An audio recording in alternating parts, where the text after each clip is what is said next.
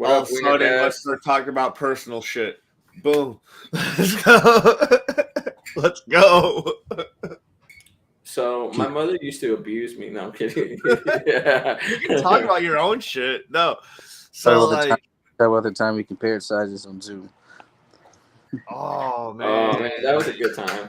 That was the most embarrassing night of my life. I thought I was gonna be the top dog. You found out that you were the top 3. The top 3. Get it? Because there's only 3 of us. Yeah, that's what it was. It was actually a funny joke. A lot of my jokes are funny. Don't get it twisted. Shit. I gotta clear that out. How do I? I need a brush. I need a brush for this. Dude, I've been writing jokes at work. We're not actually writing jokes. I've never written a joke in my life. Be right back. Give me a moment, y'all. But I wrote a badass joke today at work. It's really a joke that piggybacks off another joke. And oh man. When did Kung Fu come back? I didn't know it got a second season. I didn't even watch the first season. I didn't finish the first season. I think I watched like 3 episodes and I just fell out of it completely. I think I'm just CW'd out completely at this point. You know? No, say it ain't so. There's a little bit. There's just a little bit to push through left, man. Just a little bit, man. I mean, Superman and Lois and Stargirl, obviously. I've got to finish Flash and Legends just to see it end. But I mean, Batwoman. What else? What else is there? That new Batman show is coming. I'm like, come on, dude. Naomi, I'm good. I will pass. They need to not even try Powerpuff Girls anymore. Donald Faison. Powerpuff Girls, they gave that the can before it even had a chance to breathe. Donald Faison went to Legends. I was like, nope. It's like, see, y'all was already on thin ice with this premise, but then this shit came out and was like, no, absolutely. Wait, not. So they're not bringing Booster Gold into the Legends anymore? No, he is. It just depends on if they get an 8th season, I guess. Okay. And yeah, so they said, like one of the most current episodes of Legend, they trolled at like it being the season or series finale. They're like, oh man, 7 long years on this ship, man. It's been like they were saying lines and shit like that you usually hear in a TV show series finale where they express how long they've been together and all this whatever dumb shit.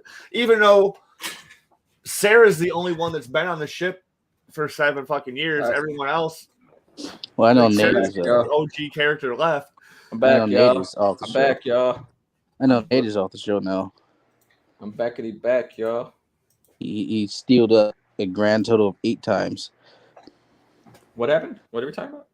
They're talking about Legends. Well, we were talking about like how we're basically just pretty much done with CW in general. Yeah, I haven't been excited to watch any CW shows at all. Like, I haven't.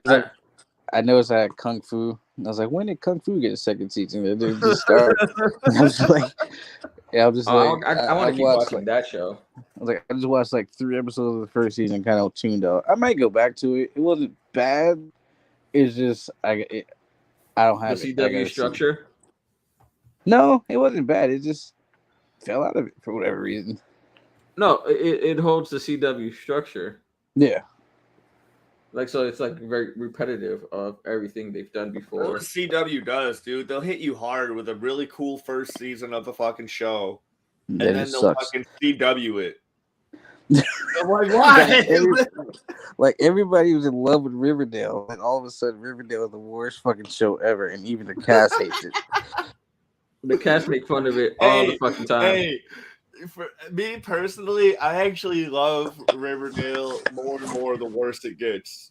I watched 1 episode of Riverdale, and then I kept seeing clips, and I was like, I'm so glad I never watched this fucking show. I love Riverdale. I remember seeing a clip. I love Riverdale, but after that last season, I haven't watched it. I just remember seeing a clip of Lily Reinhart and, what was it, Cole Sprouse? Cole Sprouse, yeah. And they were talking, all of a sudden, they just started singing. I was like, what the fuck is this? Oh, that was the musical episode. No, they said it wasn't the music episode. They just started singing. Like I remember the comments. They're like, "This wasn't even the music episode. They just do this sometimes." Oh, I know which episode it was. It's I like remember. what the fuck is this show, and why? Why are they doing this? Why does it exist? I forgot Willie to Reinhardt is make so much myself better listen. than this.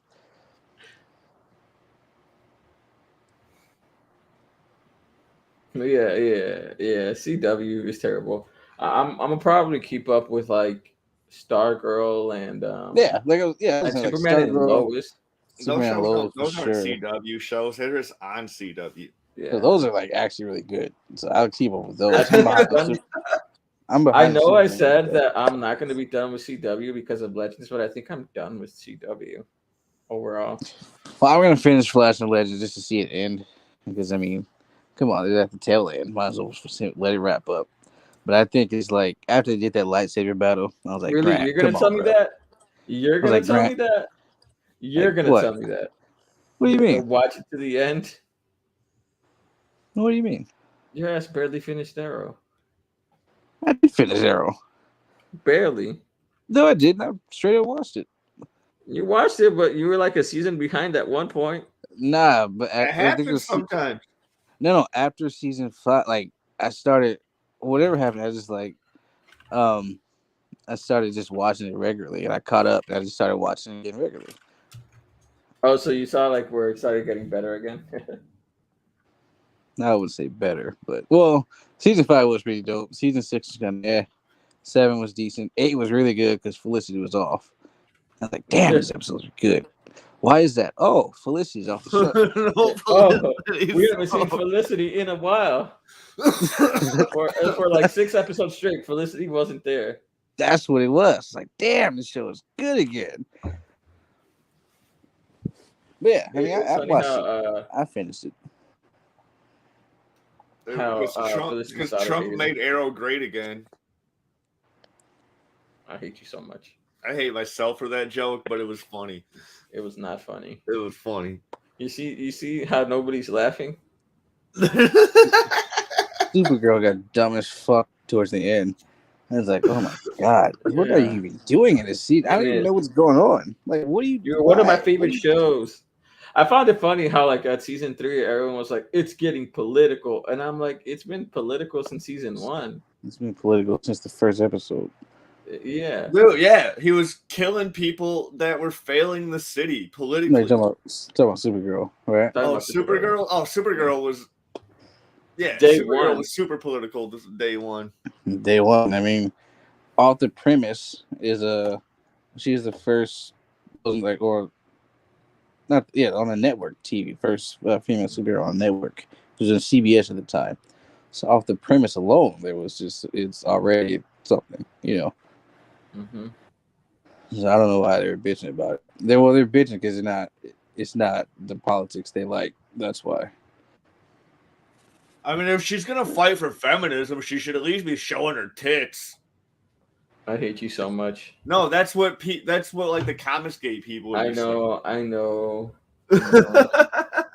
That's what it boils down to, honestly. I mean, if you're being real. And that's why we feel bad. The fact that some of her pictures came out and were leaked. Feel bad for her. I forgot she's a victim of that, but yeah. And also, fuck Blake, whatever his name is, Jenner, his bitch ass. Who is that? Her ex-husband, who beat her up, and fucked up her did. eye, and fucked up her eye. You know where her eye is like kind of weird, look like it has like this sort of cut on it. If you see it, if you look closer, I think it's her left eye.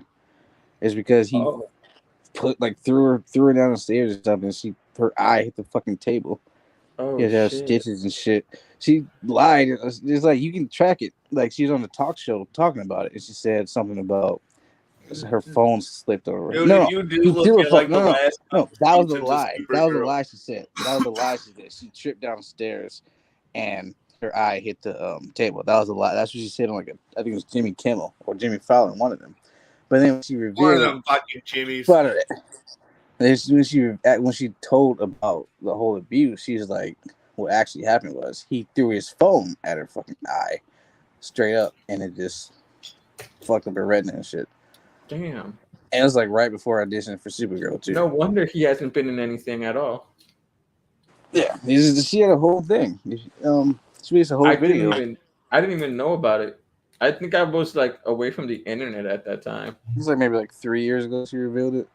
It was a whole thing. Makes sense. I was away from the internet a lot back then. It was a whole trend. They were talking about I Stand with Melissa. And yeah, it was just talking about, she didn't say Blake Jenner, but you can line up what she was saying that it was Blake Jenner. Like the timeline makes sense. Yeah, and what she was talking about. When she about the eye thing, because she told the story about her falling on a talk show. But it was really like, because she also said this is before her audition as well. And when she said he threw the phone at her, she mentioned audition. So yeah, okay. That's who she was with at the time. Mm-hmm. That makes sense, unless she was with someone else as well, and like which I highly doubt it. He would get mad when she has like scenes with other dudes, like jealous and shit. Like, don't date an actress. Don't date an actress. Don't date. If you want to find a video where she details all of it, it's up there, just like Melissa Benoist, Blake Jenner, or I Stand with Melissa. It'll pull up. But wow, that's crazy. I did not know about this. Well, now she has a new husband. Hopefully, it's a better relationship for her. Hold up. In this show, they felt like siblings, but I'm sure in real life they probably don't feel like that. They probably felt like siblings just because they have like this. They just have super close chemistry. No, you don't want that in an actual couple, Timon. I get that. Like, I wouldn't want anyone to like feel like my sister, but then like people, like this is the weird shit. People always like want to date someone that's like their mom or whatever. That's just as fucking weird. No, they don't. Dude, you hear that shit all the time. You hear this? I'll share. No, they just find like the comparisons and just like, well, we can't really watch it right now since we're live. Yeah, I can watch it later, but it's like it's so. But yeah, it was a whole thing. I was like, yeah, fuck that motherfucker, dude. By the way, anybody who's on right now watching the Timon show or Wienercast, this is the pre-show right now. So if you're getting upset that we're not talking about Batman, we'll get there. Shall we get started though? Now that I've said that. Huh? Yeah. All right. I'll wait for Timon to start. Make sure he's not dying. Anybody else we need to get real quick want to join? Oh, I thought Bray was going to join us since she got on here for like a quick sec. Or was she just Britt said her internet was being weird and her phone was dying. So, like, yeah. Put that motherfucker to charge and join. Fuck your internet. We don't give a fuck. You can join us and still have terrible internet. I do all the time. Although I will say this says according to Jessica Parker Kennedy, she would be open to the idea of Excess Impulse spin-off series. I'd be into that, actually. Not gonna lie. Nora and Bart, and she mentioned, I guess, Mia Queen, which would be pretty cool. Bringing the Canaries again. That's something that might be into it, but overall, yeah, I'm good.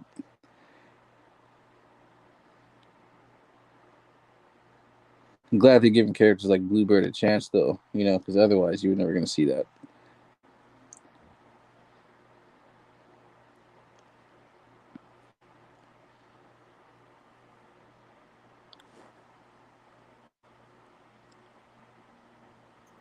They should do like a one season, just a one-shot season of like the future, like Hall of Justice. Like, so I have the Canaries in there and whatever, like Impulse, like all the fucking future Team Arrow people.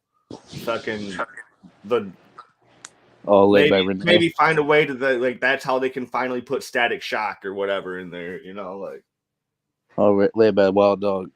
And he still does the same shit. We burst in the room, start shooting, and disappears off to the right. and doesn't reappear to the end of the fight. He did that every fucking episode.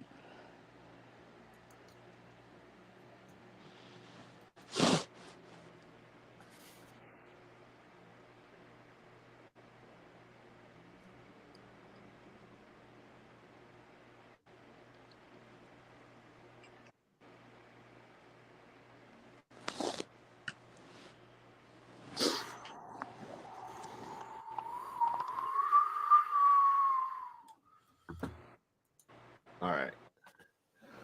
Let's get down to business. To defeat nobody, because we're not going to get copyrighted by singing the song. Dude, that's so dumb that can happen.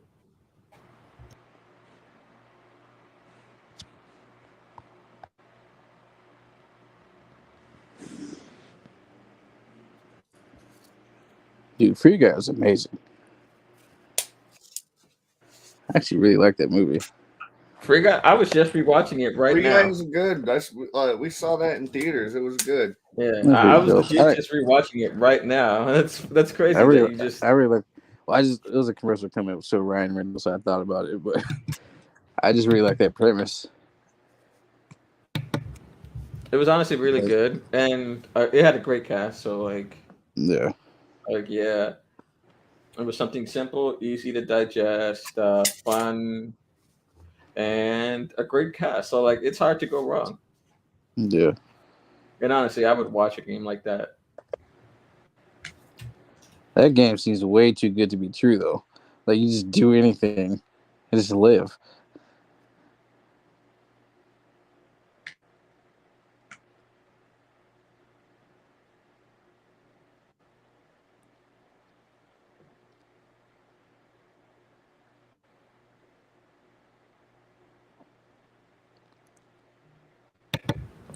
All right, I'm back. Sorry, but yeah. Also, I actually like Taika in that movie too. Who? Taika Waititi. Oh yeah, he played an asshole. He's kind of funny in that one. Not gonna lie. Yeah. He's not everybody's cup of tea. He's not everybody's taste, but I thought he was funny. All right, I'll wait for Timmy to get back before I start then.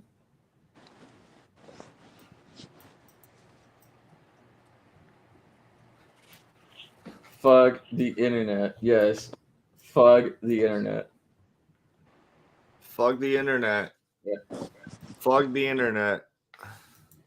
You can see how much my comments lag. I don't know. I can't see comments on my end. Dope. So, okay. So on Tuesday, the Warriors are playing Denver Nuggets, right? Yeah.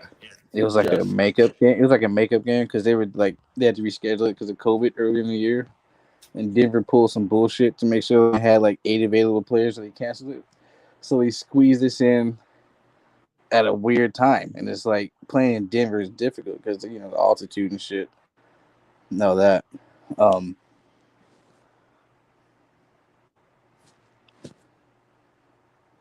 on. Yeah, so wait 1 second.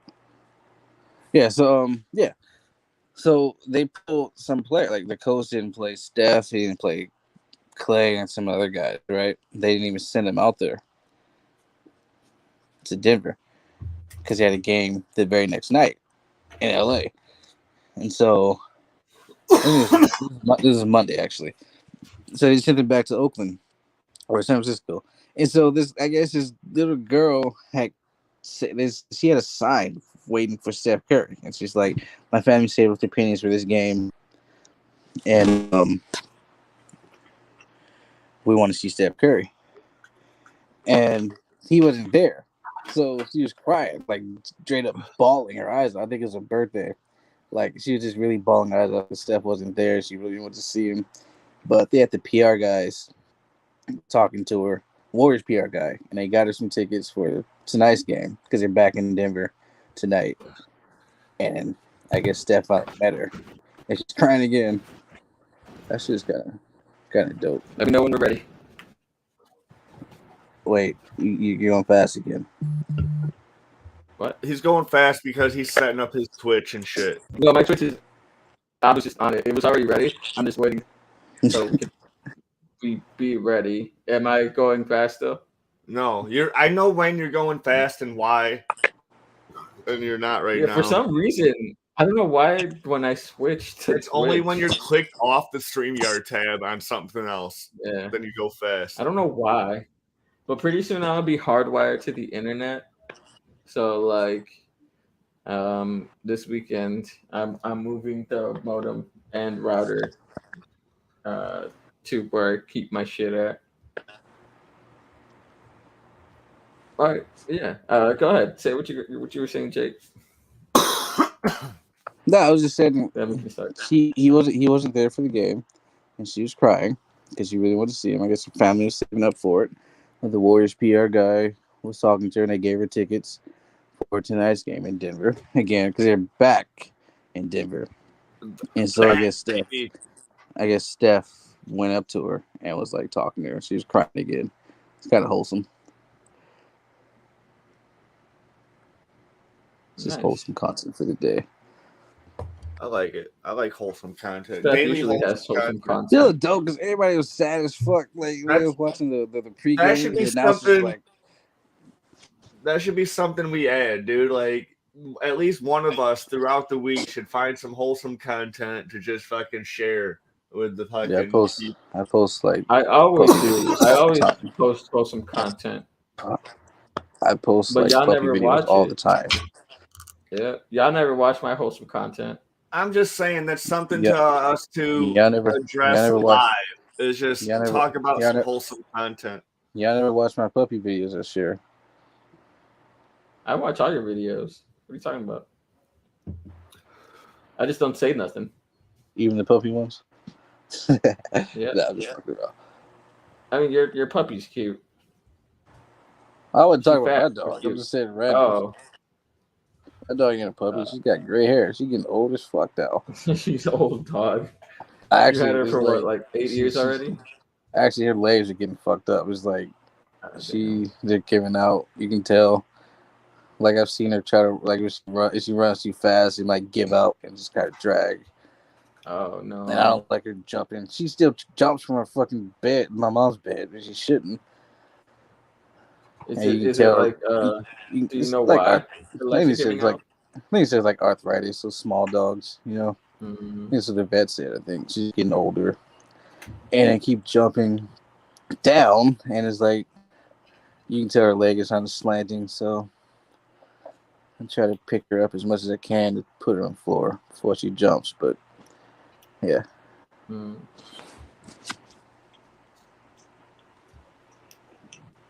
I see. I'm gonna have to dip out because real quick because I gotta let somebody in the gate and you're gonna call my phone real quick. Okay. All right. So, we'll wait to not start. yet.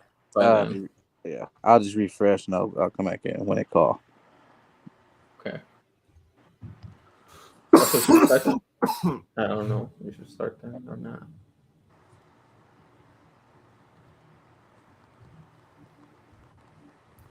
What do you think, Timmy? I guess I wasn't paying attention, dude. I just fucking possibly wrote another fucking fantastic joke today.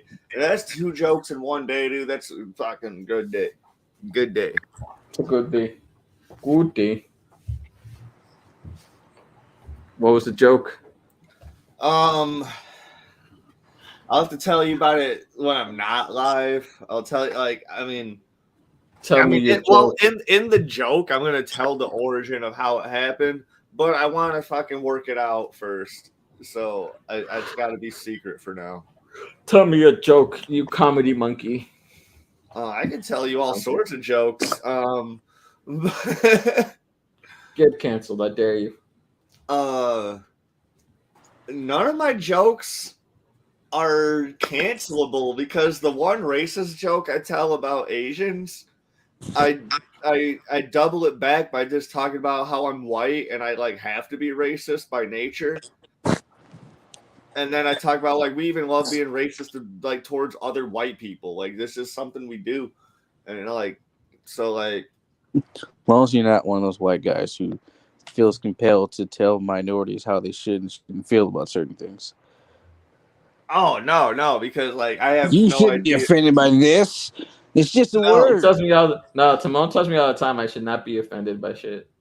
No, It's I just a don't. I'm word. kidding. I'm Don't kidding. be I'm so No, I kidding. offended. don't. I'm kidding. Those are And gonna if be I that white guy and who likes it. if I do, I'm like I don't know what I'm talking about. That's When like a I'm man. That's like a man telling a woman she shouldn't be afraid to walk away home alone. It's like fuck you, dude. oh, dude, if I Yeah. was a woman, I'd be terrified to walk home alone. And then it's even worse if you want to be the hero and be like, "Hey, do you need a ride?" No, because now they're even more scared and they're fucking running now. Nah, That's weird when a stranger asks for a ride in yeah. general. Asks if you want a ride in general. I'm not saying I've done that, but I can just I told imagine. I I can didn't just tell Jake imagine that this. even be 10 times more terrifying. I didn't tell Jake this story about yesterday when I watched the Batman. But I told you in the other group chat yesterday night after it happened. Okay, so there was a girl that sat 2 seats next to me, and whole time after the fucking movie ended, we were walking in the same direction, and I felt like a fucking creep because we were literally walking into the same direction until we were getting to our cars. Like And then you were like happened to be parked right next to her or some dumb shit. Nah. I was parked like 5 cars away from her. Either way, you're Here's the just thing. across the street, bro. Here's the thing. Here's the thing. And then I get in my car. We start driving.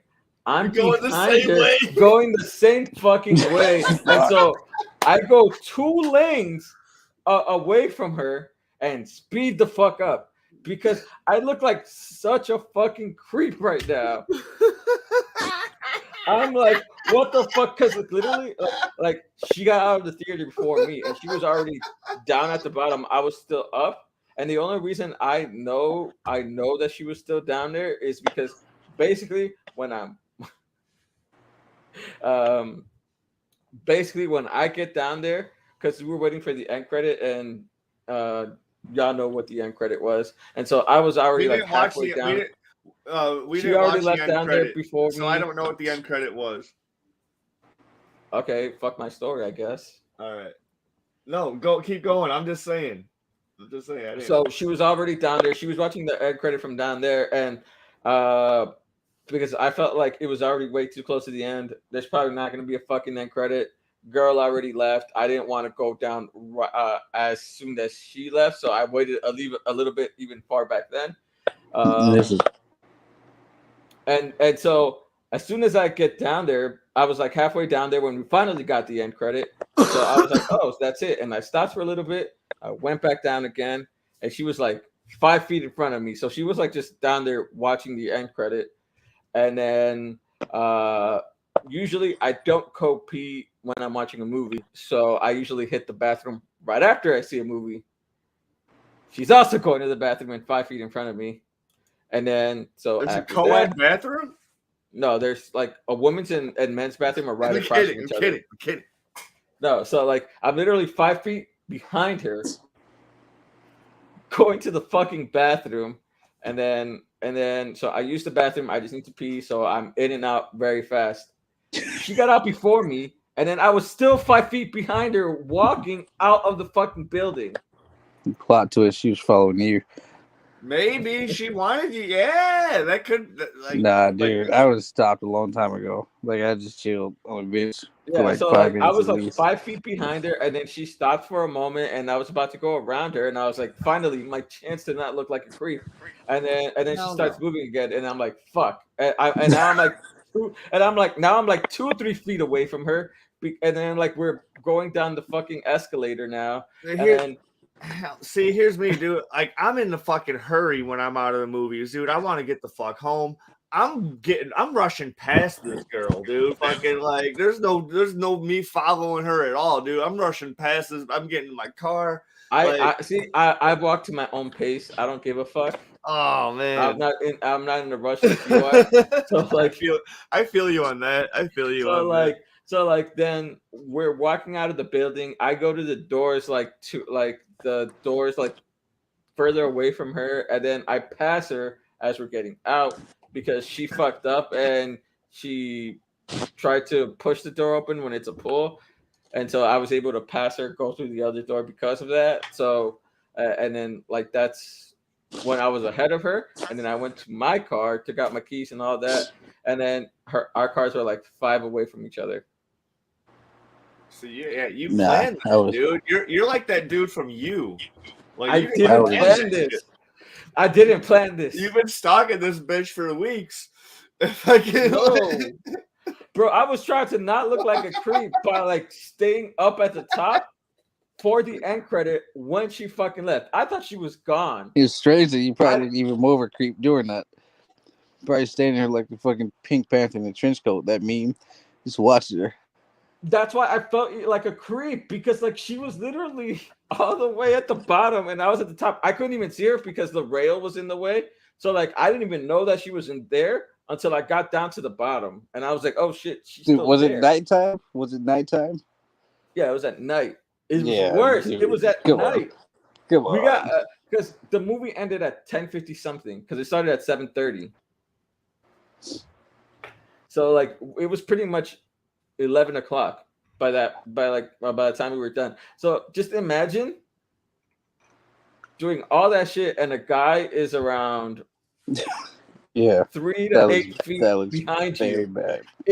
I was like, what the fuck is going on? I looked like such a creep the entire time in my head, and I was like also on my phone, so I could like see that I wasn't even paying attention to her or anything. Look up every now and then, but like I just I was like, no, why? You must have had creepy thoughts if you even had the even thing of this feeling like a creep, dude. You just gotta just mind your own business, not even acknowledge anything, and just fucking go on your way. I was going on my own way. Something compelled you to make you feel like a creep.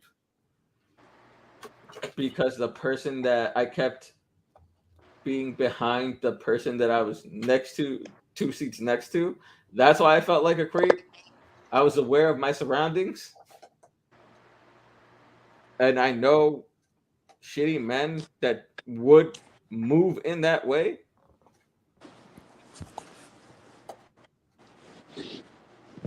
Nah, dude. In that situation, I would just stop a long time, way before that.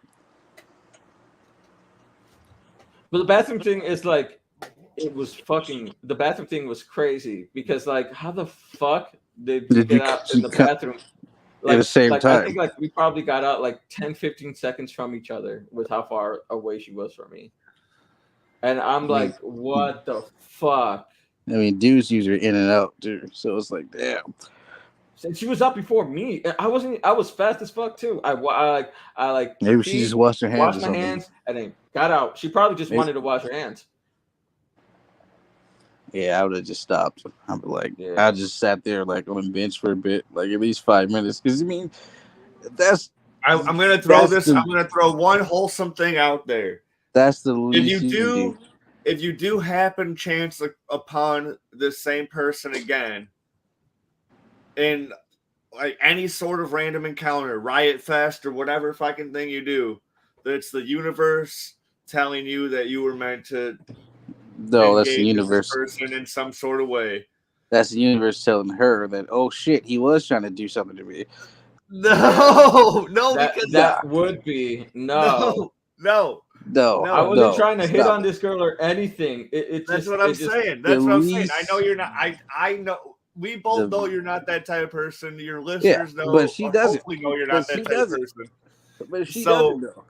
She doesn't know that. She doesn't know. Very least you can do is either that's why stop, I was either just stop. Jake, the only reason I noticed her. The only reason I noticed her is because I was 2 seats away from her, and her stuff were on the seat before mine. So like she was kind of like looking at me side eye to make sure I didn't grab her stuff, and obviously I was going to grab her stuff. So that's why I noticed her, because I saw her eyeing me. Probably, and then like she kind of moved her stuff. I would be too, because not only are you handsome, but you do also look like a criminal. Why? The only thing you steal is art. I don't know if I should be. I don't know if it's racist or what, but it feels like it. Did you get my follow-up joke where I said the only thing you steal is hearts? Yeah, no, I heard you. Okay, good. Very least. Come on, the very least But here's the you can thing. do. Yeah, like, but like, so like from that, I knew she was like alert on me. So like that's what like made me try to not to be as like creepy or imposing since I noticed that. So like, I was just like just sticking to Very my least, side, making sure I didn't even touch anything of her and stuff like that. But I'm just like, why did I have to be behind her the entire fucking time? the very least you can do in that situation, just as a man, is to just either just stop for a bit to let her go, so she doesn't get freaked out. But see, when we were Or both going to the bathroom, I'm like, okay, cool. Girls usually take longer in the bathroom than dudes. So like I'll probably be out before her and then I won't have to see her. When you Then walk, you should have walked into her bathroom and asked if you could hold her dick for her. Fuck off. Fuck off. For real, fuck off. I'm trying to move on from this. That's what I'm trying to do. actually, I'll Well, be I right haven't back. even started my end. So Actually, I'll be right let's. back. I'll be right back because I get the thing at the door real quick. All Okay, right. cool. We'll be able to start after that. See, I thought he already did that. I don't know why I did. I don't know why. I kept trying to No, start 'cause it. I had to let I them kept in a getting gate. interrupted. Hey, I was, go do that. I let Never them in a mind. gate. Never mind. I'm fucking with you. I kept getting interrupted. I'm sorry, you dick. He has to get something at the gate. We'll wait for that. You curmudgeon. You cum nugget. But yeah. I was like, I kind of want to post it on Facebook, and I'm like, if this girl is any of my friends list, because I couldn't see what she looked like. I couldn't see her face or anything. It was dark as fuck. Oh, dude, yeah, she talked about you on her fucking Twitter. On her Twitter, I follow her. I really wanted to I be follow like, her on Twitter, dude. Fucking, she oh talked yeah, about you. yeah. She was like, fuck that guy in the black sweats and the black and the black Naruto shirt. She described you perfectly, dude. Yeah, like he Yeah, had and this that really like fucking really pretty long hair, but the way he wears it is creepy. really, is it creepy the way I I wear don't my know. hair? I'm just talking shit. No, I don't know. Is it the middle part? It's probably the middle part. No, it's just like it's just because there's so much of it, and there's nothing you can really do about that. There's just so No, much of it, and it literally just like it hides like this is all you can see of your face is just like it doesn't hide. No, I keep it like pushed. It's pushed back. You can see all my face, you liar. It's pushed back. It's only when I eat that it's like that.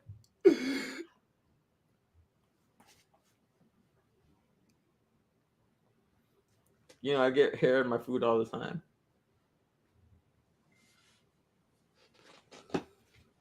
Why are you getting so close to the screen? I was scooting my chair back. Hey Britt, if you're listening to us and you heard my story, what do you think? She just cracked up at me talking about your hair, dude. She said, "Oh my god, Tim, I'm dying," and then she said, "Poor Antonio's hair." Oh, I don't. How come I don't see it? No, because she's messaging me.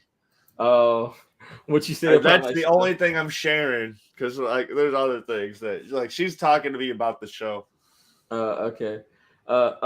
Did she say anything about my story? Yeah, and she's the one that suggested that's the universe throwing you a sign that you're meant to talk to this person. She's the one that suggested that. So then I threw it out there. Okay. Like it was me saying Okay. it because I was keeping her anonymous, which I'm gonna continue to do. Okay. But just for this particular stuff, I revealed that. Everything else, she says anything else that I feel needs to be anonymous, it's gonna be anonymous. Okay. And to just, But yeah, like I wouldn't feel comfortable because it would feel like I was just following her, and I don't want to do that. yeah. Because I wasn't following her, and me asking like going up to talk to her would feel like I was just following her around, which was not the case.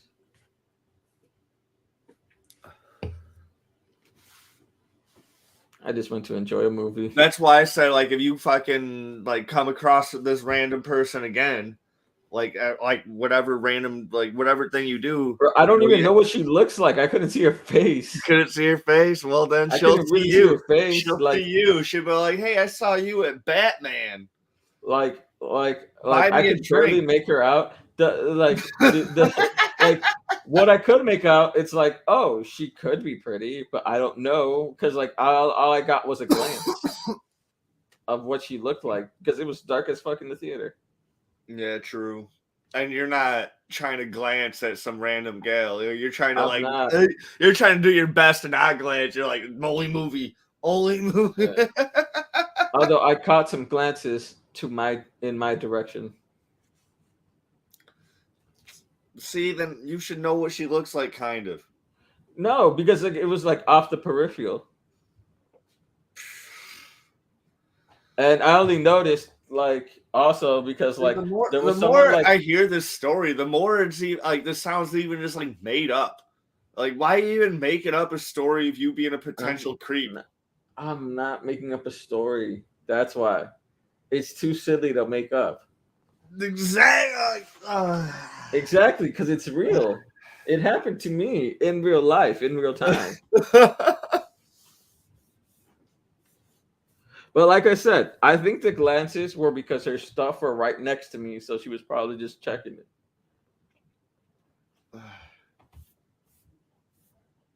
I don't think the glances were like directly at me. Dude, I have a really funny opening joke for when you start your end of your fucking show. Oh my god, it's gonna be so good. It's like I want you guys to talk first about your initial reactions for the movie, and then I'm gonna be all like, boom, insert joke here, and oh my god, you guys are gonna hate me. You guys are gonna hate me so much. It's gonna be I think it's gonna be fucking hilarious. You guys are gonna be like, oh my god, I fucking hate crickets. Crickets. It's not gonna be racist or anything fucking stupid like that. It's just it's gonna be a super silly fucking joke. Like your life? Ha ha ha ha ha. It's nothing like cancel. It's nothing cancel worthy. It's just oh my god. Oh no, that shirt says otherwise. Oh my god, I know. This is my redneck shirt. This I love this fucking. That shirt looks like in the back. It says I'm usually a kind man, but mess with my family and you'll see what a good man can do. You know what's funny? Like you know what's funny? These Ninja Turtle posters, these 4 on the top next to the Toxic Avenger, these 4 on the top says these colors never run.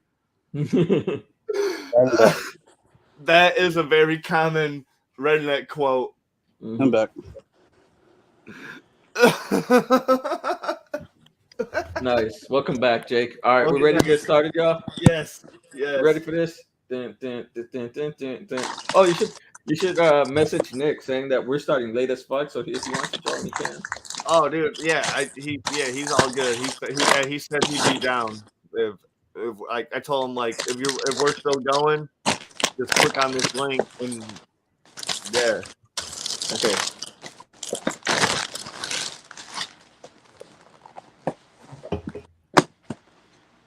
All right, we're good to go? Yep.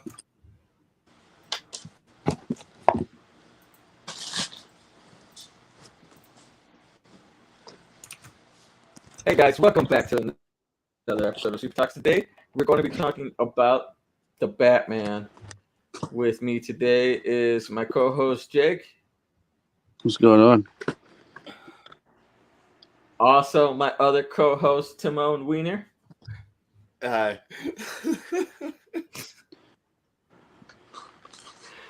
All right. So I think first we're going to start out with initial thoughts of the movie. I'm guessing I was speeding up earlier. What are we talking about? I already said it. DC Super Best trailer. No, just you just said, hey, I'm here with my friends. No, I said, hey, welcome to Super Talks. Today we're going to be talking about the Batman. With me today is my co-host Jake, I didn't hear any of that shit. But all right, go ahead. You discount Tom Green. All right, so we're gonna start off with our initial thoughts. Tema, you know what, Jake, you go first. What were your initial thoughts of the movie? I thought it was really good. I actually really loved how Matt Reeves depicted Gotham City.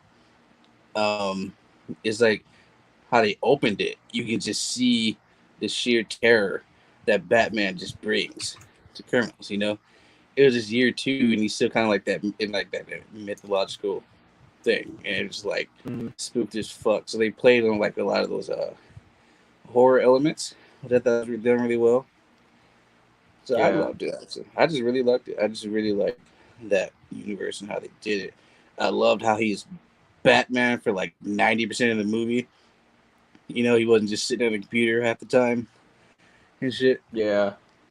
And it wasn't like an origin. It was like just year 2 story on the Riddler case. You know, we didn't see his parents get died, get killed or anything. It was just a Batman story. They jumped right into it, like on mission right away.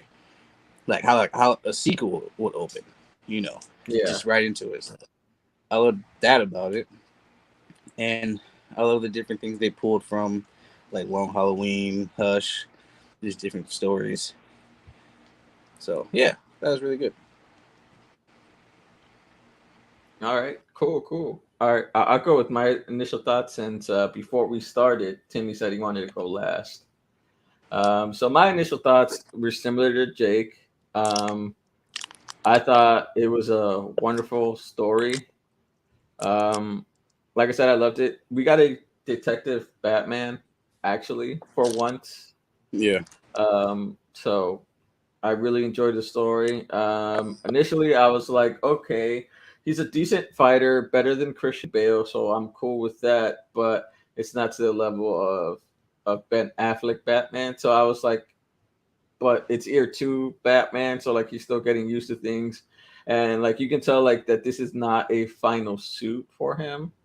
So like there'll be more to come. Upgrades. He's still a noob. Huh? He's still a noob. Oh yeah, he's like level 10 right now, and like probably by the 3rd movie like they'll probably make him like level 10 out of 50. I can see level 10 out of 100. Wait, no, I'm ruining my own. All right. Well, all right. Well, yeah, and I loved it. Like they showed his genius. Like they even with everything that was going on, they showed that this is a very early Batman, but he's not necessarily a beginner. But you can tell like he doesn't have everything that a seasoned Batman would have. Like it doesn't start off like how a Christian Bale Batman would, where he already had all the gadgets set up for himself and like just went out and did it, but was failing a little bit. Like this guy was like doing the work. He failed a little. He still managed to get some stuff going, but he didn't have everything in his arsenal that a seasoned Batman would. So yeah, I would say I enjoyed that about this movie. I'll let you go now, Timmy. Since we're talking about the movie. I thought we were talking about the Batman animated series, not to be confused with Batman the animated series. I hate you so much. I hate you so much. Like I really do. I didn't watch the movie. I thought me and Britt did a whole entire rewatch last night of the Batman animated series. You don't have to call it the Batman animated series. Just call it the Batman. That's what it was called, the Batman. It was called the Batman, but it was an animated series. Yeah, I know what you're talking about. We watched all 5 seasons in one night. In one night, I'll believe you. No. I heavily enjoyed the movie. Like I I couldn't like fully enjoy it because I went in the theater. I was already exhausted. Even on my drive home from work, I stopped at a mobile gas station that usually always carry Bang energy drinks. Those are the only ones that I can drink without triggering my breathalyzer in my car. For like, because like you drink a Monster, it will trigger your Try breathalyzer Celsius. in your car for like whatever reason. So like and they didn't have any Bangs. They didn't have any Bang energy drinks. I'm like, well, fuck. Like I guess I'm gonna go into this movie exhausted, and I did. So like there were a lot of scenes I was dozing off, but I was like trying to keep myself awake because I was like really entertained. I was engaged in the story, but I was just so exhausted. And like, so I was like, dude, I'm feeling every 3 hours of this fucking movie. I really am. I'm feeling every 3 hours of it. There were times where I'm all like, dude, fucking 50 minutes could have gone by right now. And I look at my phone, it's been like 7 minutes. And I'm all like, oh shit. Damn. You really felt those 2.5 hours? Oh, dude. But I feel like in another circumstance, if I went in that movie like fully rested and just like ready for it, dude, like it would have been totally different. And I was supposed to see it Tuesday night, and it would have been the same circumstance no matter what. It would have like because I would have came in there super tired, and then had like and then I would have had to still meet you after the movie, and then I would have got home at like 11 o'clock or some shit, dude. It would have been awful. And then, like, you should have said, you know what? Let's go see this movie together. Maybe, but like. You like the time you were seeing the movie was so much later than when we were seeing the movie. No, but if you would have said that, I would have joined y'all earlier. Maybe, yeah, I guess I could have told you when we were, but you would have had to drive out to here to see it then. I mean, we could meet in the middle. What were your thoughts on it though? Yeah, what were your thoughts? Just whole backstory. Yeah. Oh, I thought it was really great. There were some scenes like how it was filmed with like they did it with the car scenes a lot where they have like a camera like on like the side mirror or whatever. So like and they would have that shot for like a while. Or like there was the one time when Batman put his like gliding suit on and they had like the camera like basically on like his ass. And so you like saw it from like you saw his feet like gliding down and like people were shooting at him from the back angle or whatever. I thought all that shit was super amazing. Yeah, it was like a GoPro like stuck on. Yeah, it was super cool. And like and like they had a lot and those shots weren't like they were used sparingly. But they were just like used like randomly throughout the movie, and like every time they used it, you forgot that like they were using that effect, and you'd be like, oh shit, like oh yeah, they're doing that again. And I'm like, I really loved it, and like overall, dude, I think like I don't know, I thought it was great. I'd go see it again for sure.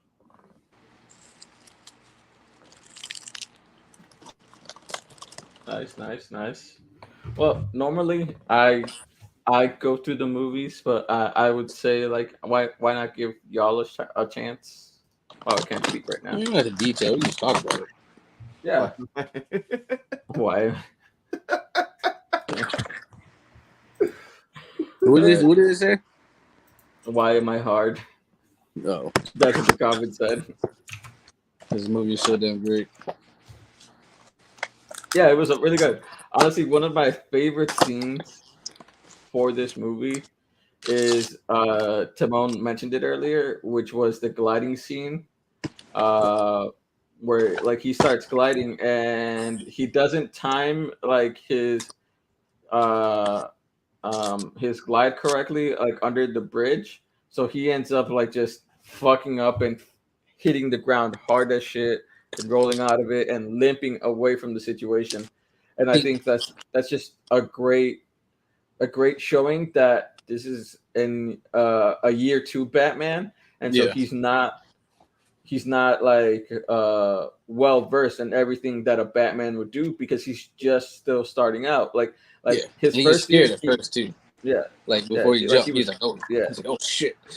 Before he did it, it was so like, "Oh just fuck, like, I ain't never done this before." yeah, it's like it's a good way to show that he's a noob. It's like it's kind of like it's like the same thing, but they did something in Spider-Man: Homecoming where they showed how he's a noob when he was chasing the Shocker the first time, and he's in a residential area, so he tried to shoot his webs.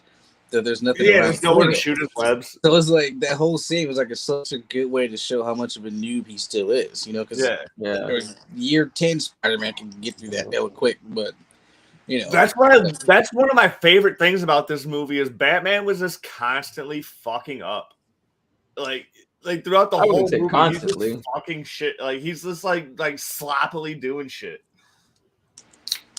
I wouldn't say like constantly. I would say like a here and there. Like that was one like at least like 7 times where he's fucking shit up. Like once out of every 5 times he would fuck up. He was fucking up a lot. It was great.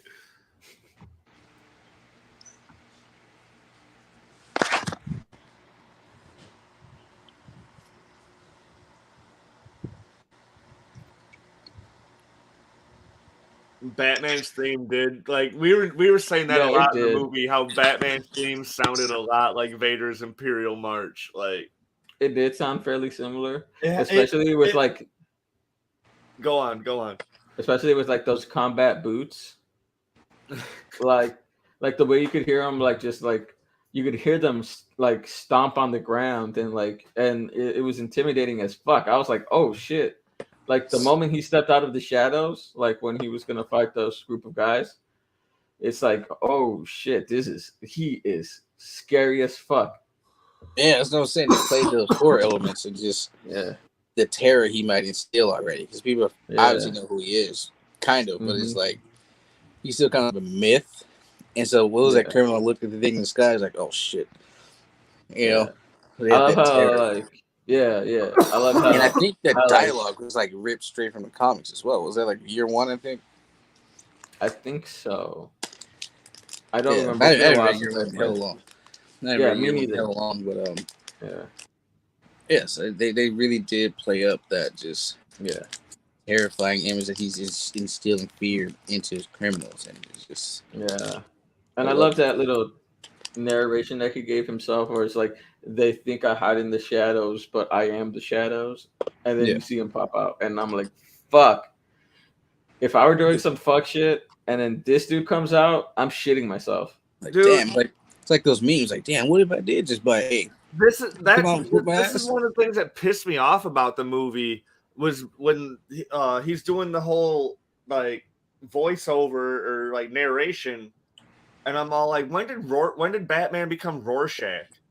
It was like Rorschach's journal. I'm taking over Gotham City now. And I'm like, come on, dude. Like, we don't exactly like the dudes from How It Should Have Ended. They're Batman. No, like you knew when they're all Batman and Superman sitting at the coffee shop. I know what you're talking about. Yeah, you sound exactly like that one.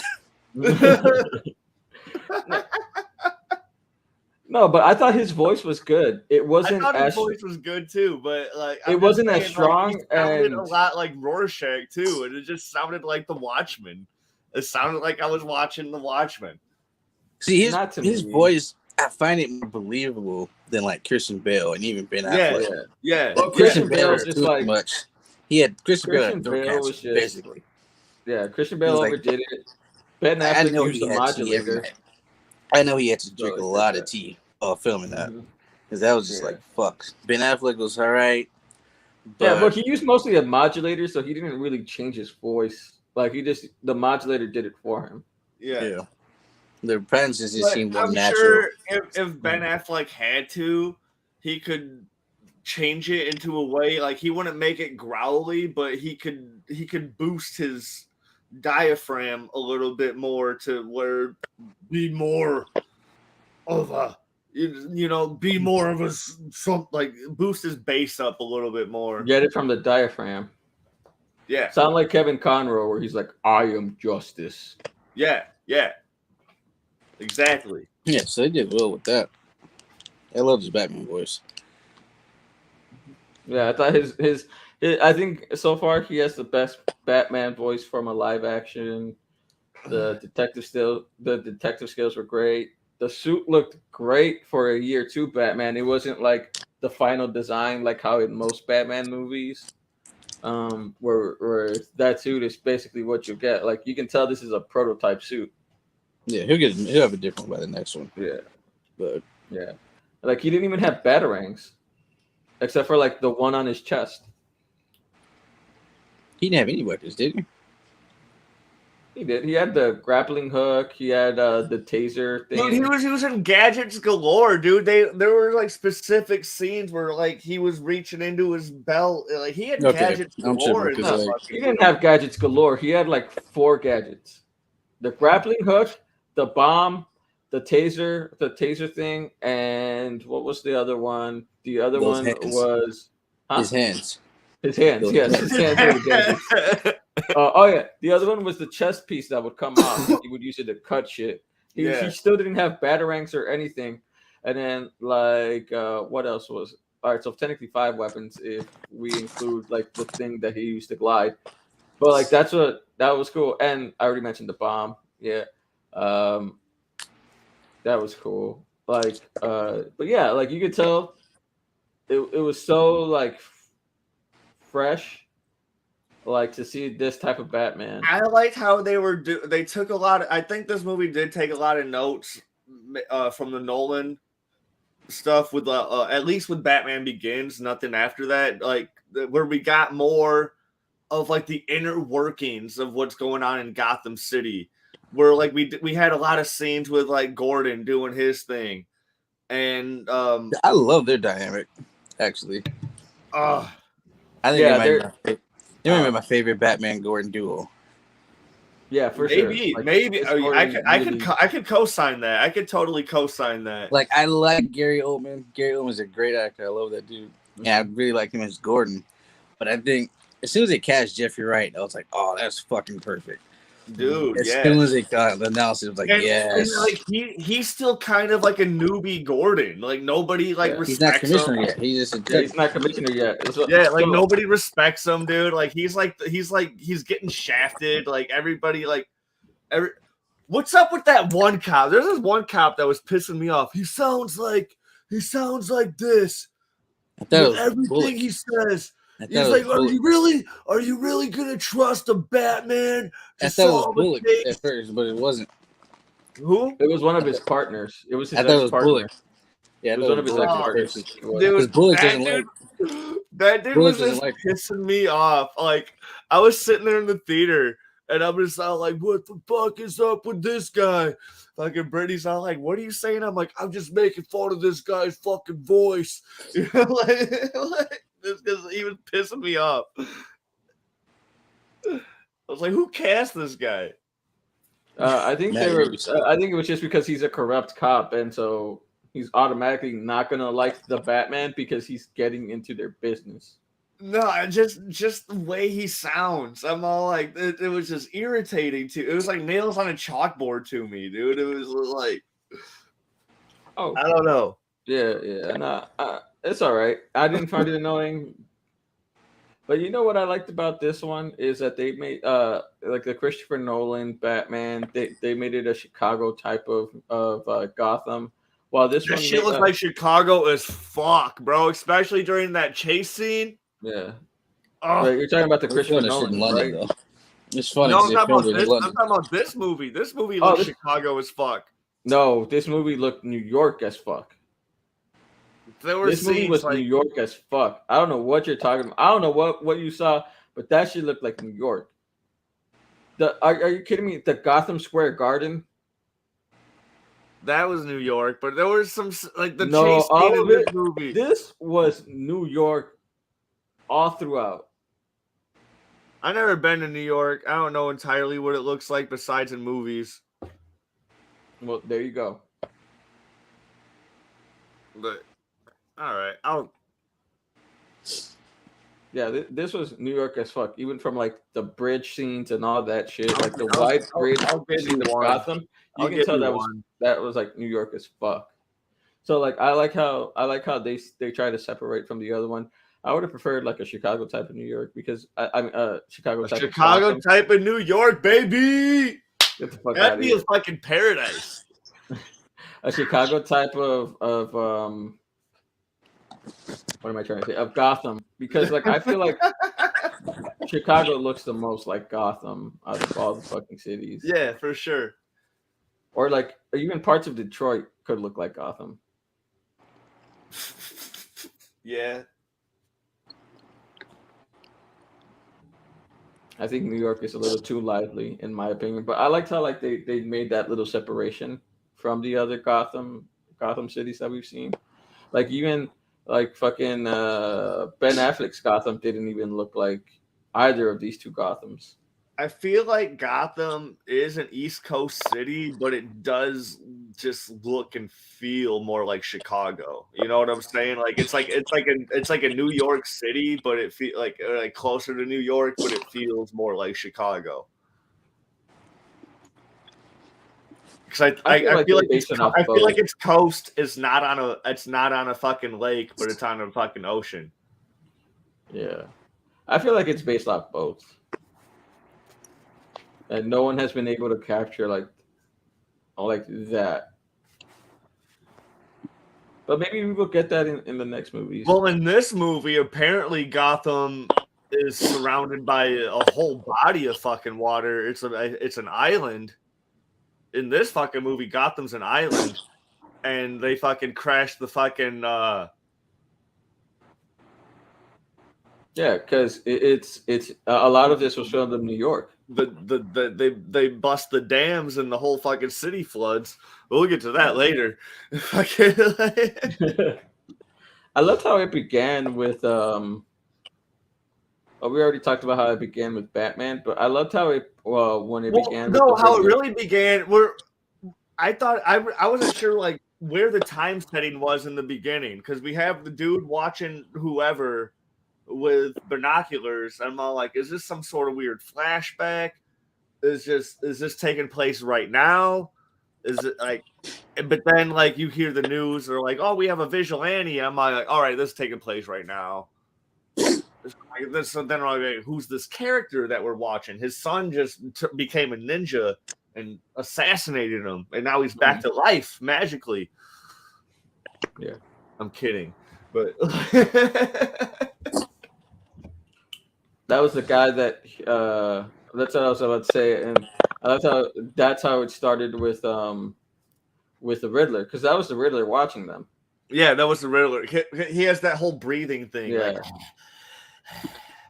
dude, they had that really creepy scene where the mayor, because we find out this character is the mayor later on. Yeah, he's walking back and forth, like watching the news.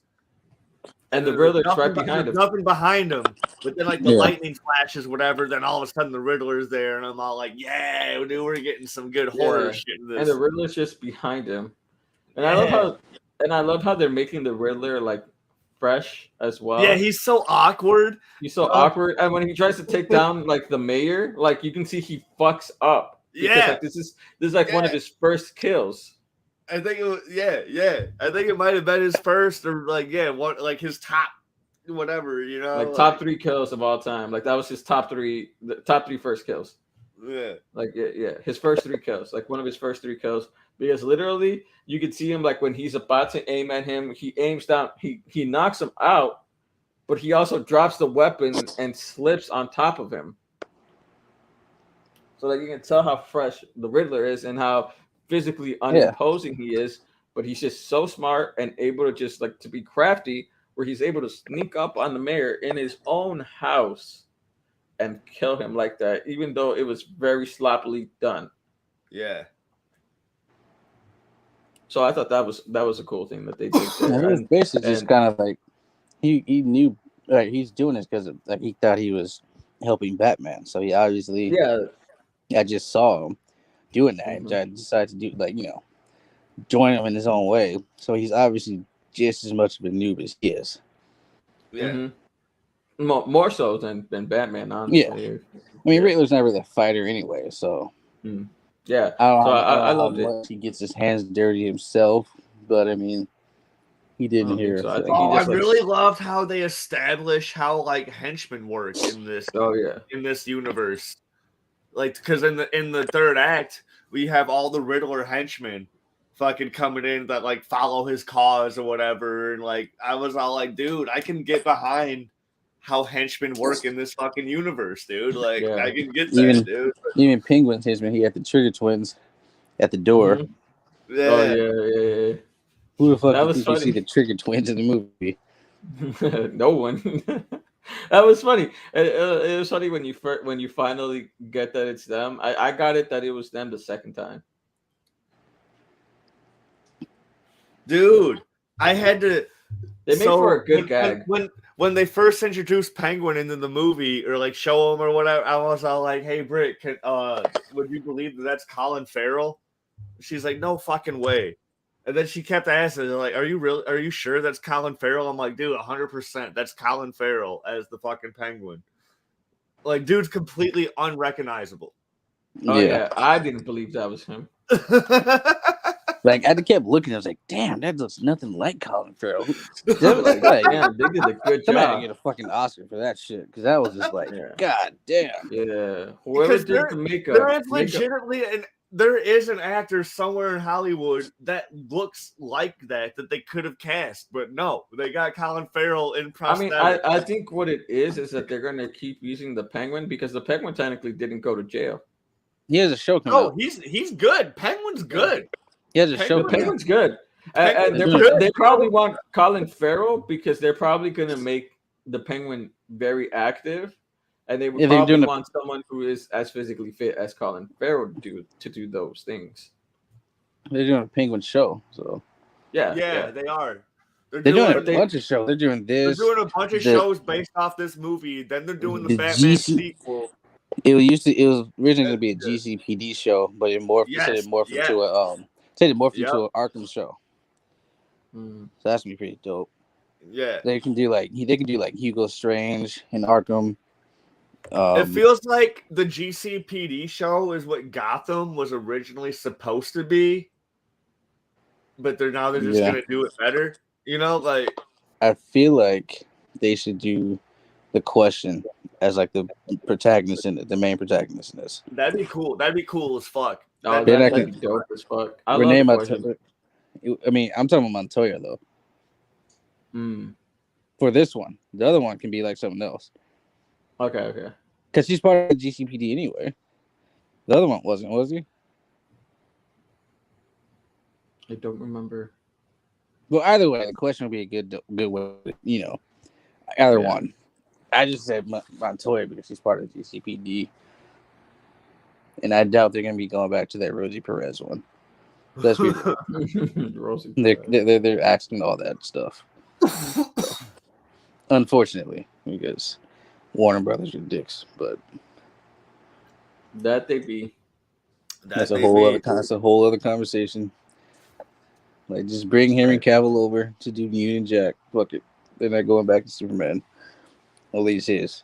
So I bet he's super sad. He's super bummed out about that. That's what I'm saying. Like, he clearly still wants to play a superhero. So I was like, just bring him over for like Captain Britain. He specifically wants to play Superman. And he's great as Superman. It's like, why the fuck are you not leaning into this? Man, still comic. Man, still a comic. At this point, he's all like, dude, I'll play Superman for free, dude. Just let me do it. That's his favorite character. If they would let him on Peacemaker, he would have done it. He would have done the same. I feel like he would have done the same. Superman, and he wants to play Superman. He's like, give me the fucking tights. Unfortunately, Matt Reeves. Give me the tights, bro. Unfortunately, Matt Reeves already said he's not bringing Superman into his universe. So, which is fine. I'm fine with this. That's fine. I like being his own thing. I like this Batman universe grounded in just Batman. Yeah. You know, I that's fine. I dig that. If they bring in other like grounded characters, like like other street level fucking characters like outside of Batman, I think that's also fine. But if they start bringing in like the big guns, like See, I don't mind that just because of the fact that the big guns can't be everywhere at once, and they know that Batman is handling Gotham, so like they're not gonna get involved all the fucking time. They're not gonna get involved in like I consider Gotham anybody shit. with superpowers a big gun because there's still plenty of That's superheroes what I'm without saying. superpowers. That's what I'm saying. Like they're not gonna be in Gotham because they know Batman is in Gotham. So like I don't understand why people would just be like, it's gonna take away from the gun. I even think Green Arrow is too silly to bring into this Batman universe. I mean, but Canary can be part of it though. Canary totally without the Canary cry. Only thing about this is he's only on year 2, so how many of those heroes can you really bring in though? Especially like Bat Family. You can bring in Robin. Obviously, I want Robin in the second one. Like seriously, but if you're talking about the show, I don't know how many like heroes you can bring in if he's only on year 2. Yeah. That'd be fucking weird. It's the same thing with Gotham. Like they were seriously discussing Harley Quinn in Gotham. It's like this dude's 15. Why would you bring Harley Quinn in? Not yet. He would at least need to age up 5 more years. But they were going to. They discussed it, and I was like, I know it's a different thing, but it's like, come on now, come on. Yeah, nah. But like as I was saying, like I don't understand the hatred of like bringing him around superheroes. He'll still be grounded because he can still go back to Gotham and handle his shit. Just like with Justice League and Justice League Unlimited. Like, I mean, dude, here's the thing though. Like, you start out as like Batman. You start out as a citywide hero. And then like you join a team and then you solve a countrywide threat. You're all like, all right, I can still go back home, and then you solve a worldwide threat. You're all like, all right, I can still go back home, like these worldwide threats don't happen. Then all of a sudden you get called to solve a universe level threat. And then it seems like, dude, does Gotham really need me at this point? Dude, they're calling me for universe level threats. Does Gotham really need me? Yes, because Gotham is so corrupt that it needs him. Yeah, I mean, there's nothing wrong with talking about. Like just because he goes out, me more. The universe needs me more. But like that's very rare. Like, here's the thing. What they wanted to do is make constant Justice League movies, but like all they had to do is make a Justice League movie once every 5 years. Does that not make sense? 4, but 5, yeah. 5 years. Because it's like the team up is only when they need to team up, not for always. Here's the thing. And just because he solved they solved a plan. Can I talk? Yes. Keep cutting me off. Sorry. The thing is that they're not solving the issues by themselves. The issue is too big for one person. And usually Batman isn't the physical one in those things. He's usually just the brains. And it still takes a while, and sometimes he is wrong. You see it with Justice League Unlimited, and then he goes back to his own series. Right? Like, that's when they did it with the animated series. It still didn't take away from the grounding of his actual world. Yeah, I mean, you know who Batman is. Yeah, you know who Batman is. Like, but so here's the thing, though. Doing a Justice League every 5 movies sounds fine to like us, the viewers or whatever, but as actors that want to like do other things, do you want to be obligated to these fucking 10-15 year fucking contracts? No, you don't have to get that far. It doesn't have to. It can be just like 10 years and that's it. You're done, because they do age. Actors age, so like they can't be stuck to the same thing. But what I'm saying is, if they want to at least create like a 10-year type of series, then they can easily do that. And then they could do what Marvel is currently doing. They're getting ready to set up Young Avengers and stuff like that. Yeah. So like easily they can Teen Titans movies, Teen Titan actors, Teen Titan TV series, they could easily set up individual movies and series for like every Teen Titan, like Raven, Beast Boy, or fucking Speedy, Gonzalez. Yeah, people already don't Blue even Beetle. like. People don't even like the Titans show because they turned a fucking redheaded orange alien into a black girl, and they're like, That's "Oh only my god! racist people. That's Oh only my racist god! people. Oh my But god!" like, no, it's still a good show. People just shit on it to shit on it.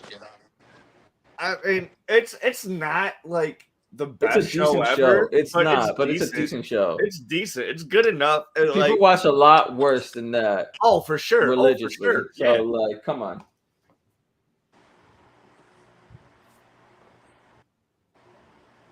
I think all the DC shows, But like when I'm I saying, think all the DC shows outside of CW have been decent. So like, and then even then with like, even if I say like a Justice League movie every 5 years, like think about it. If it's a Justice League movie every 5 years, like it could be like the original movie, then they could get their sequel in like 3-4 years.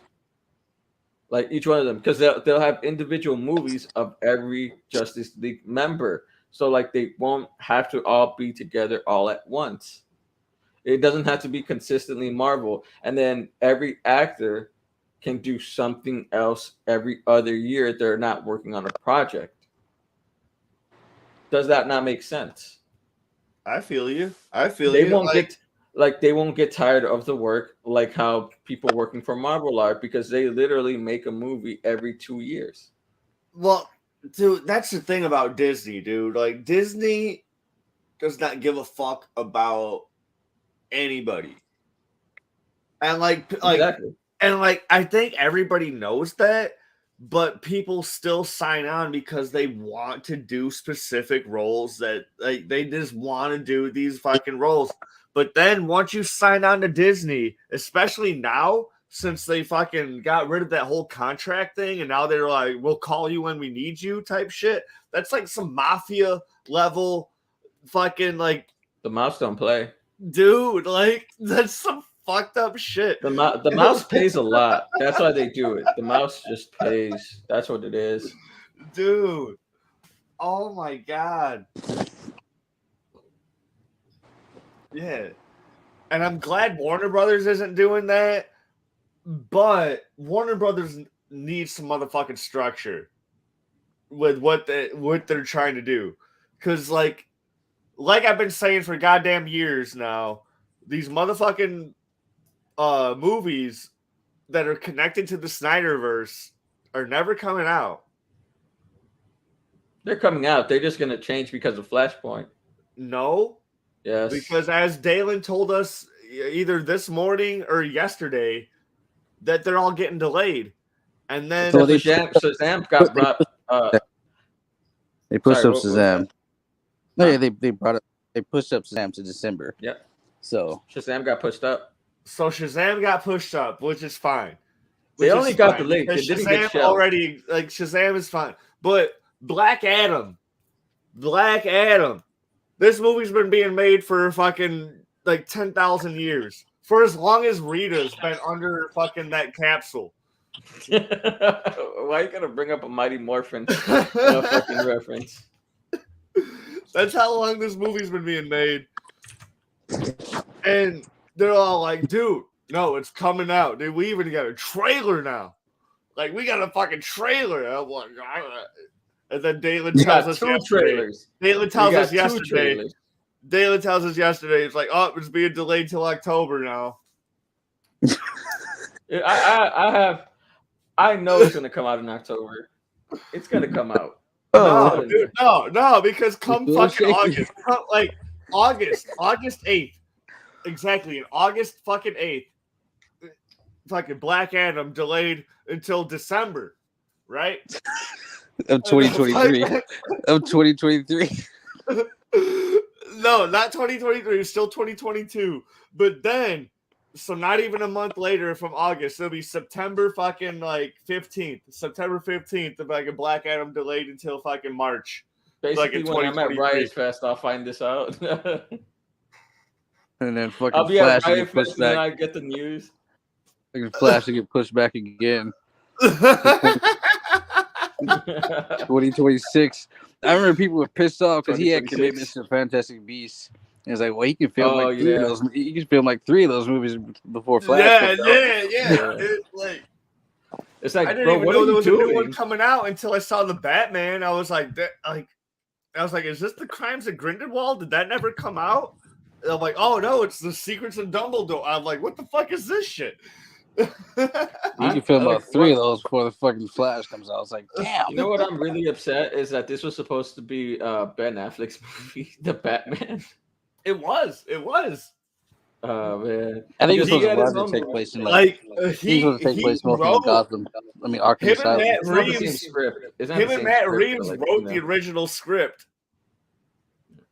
Well, this wasn't specifically the same script. This is a different script. It's just the same title. That's what I'm saying. Like, him and Matt Reeves wrote this original script for the Batman. That was supposed to be the thing. And I'm pretty sure, the whole thing got re-scrapped and then whatever. Yeah, because that one was supposed to be with Deathstroke, and I was like, oh, that would have been so amazing. That Deathstroke looked sick. That Deathstroke looked like he was God, that was like the worst fucking dick tease in the world. It was. I swear. That was I think it's worse than like Ralph Boner, because it's like we saw this Deathstroke, and we'll never fucking actually see it. Yeah. And then we got him in the Snyder cut of Justice League as well. And now I'm like, are you fucking kidding me? We get to see this beautiful ass Deathstroke, and we don't actually get him to get to see him in a movie. Are you fucking kidding me? I feel like Ben Affleck and Matt Reeves are like, we're gonna Ryan Reynolds it, or we're gonna make our own teaser trailer of like our movie, and then hopefully get greenlit, like how Ryan Reynolds did with Deadpool, and it worked for Ryan Reynolds. They're probably gonna be like, this is gonna build up some hype, and it did. Honestly, like seeing just like Deadpool, right next to Ben Affleck's Batman, bruh, that would have just been it would have been perfect. I was so looking forward to the fighting, especially after the warehouse scene, like how they fights just straight up. Just imagine him fighting Deathstroke. That Ben Affleck was the most comic accurate fighting Batman in any live action movie, and that man is 50. But I mean, that man is 50 fighting like that. I'm like, and then imagine him fighting Deathstroke, bruh. Dude, and like I think the dude who's playing Deathstroke is also old too, but he's also a super badass. So like, it's Joe Magnol. Fuck, I keep forgetting his name. Manganiello or something like that. Manganiello. I always call him Magnolia. So Manganiello. Married to Sofia Vergara, lucky ass. Yeah. Yeah. Back in high school, he looked like a school shooter, though. Shut up. He did. If you look him up, back when he was in high school, he was such a fucking nerd. And I never looked at it. And it was because I was talking with Brian, and I told him, I bet he was the biggest fucking skinniest nerd. He played D&D and shit. Like, he plays D&D and shit, too. No, he does. That's why, like with how much of a nerd he is, I'm like, I bet back in high school, he was the biggest fucking wimpiest, nerdiest looking dude of all time. And he decided after high school, I'm a buff up. I don't give a fuck what anybody says. I'm going to be on some Superman shit looking like him. And he did. And then I look at pictures of him back in high school, and he looked exactly what I thought he would look like back in high school. And now I'm like, that's what a lot of geeky kids ended up doing. Like, they're like, dude, I don't have the time to do this shit right now, dude. I'm working on my academics, and then once I'm making fucking millions of dollars, then I can get my gym membership, and I'll fucking flex on all you bitches. So like, he definitely flexed. Now he's like, my D20. Now he's like, my D20 will decide how bad I beat the shit out of you. He's all like, dude, like, he's like, I don't know where I got this fucking dice from, but like, there's no chip in it at all. But somehow it always rolls a fucking nat 20. There's no chip in it. I swear, there's no chip in it at all, dude. It just always rolls a nat 20. Another thing that I felt like was missed with Ben Affleck's uh Bruce Wayne is I feel like if he got his own movie, he would be able to play the Playboy so well. I feel like he would like play that part of Bruce Wayne so well because it hasn't been done correctly yet in the live action. So I feel like he would be the one. I think Bale did a good job. I think he did a decent job. No, he didn't. He just paid girls to be there and act like they were his girls and stuff like that. He didn't do a good job at it. But like Bruce Wayne didn't Bruce Wayne doesn't pay people to pretend like they're his girls. He can just get any girl he wants because he's that smooth and he's cool like that. Here's one of the things I really liked about this Bruce Wayne, this Robert Pattinson Bruce Wayne, is like he didn't really know how to be Bruce Wayne yet. He like didn't he did not give a fuck about being Bruce Wayne. Yeah. Or like Alfred's not like, dude, I got this really important meeting lined up for like investors and shit. And like I don't give a fuck. He's like, I don't give a fuck, bro, dude. I'm trying to be Batman. Yeah. Like Alfred's not like, bro, come on. They're gonna figure it out. Andy Serkis, how do we keep on having badass Alfred actors? I know, right? Like it's like Alfred is casted more perfectly than Bruce Wayne. Trying to make like a top 10 like Alfred list would be impossible. But it's funny how Alfred I picture they're all in either like 10, 9, or 8. They're all up there. Yeah.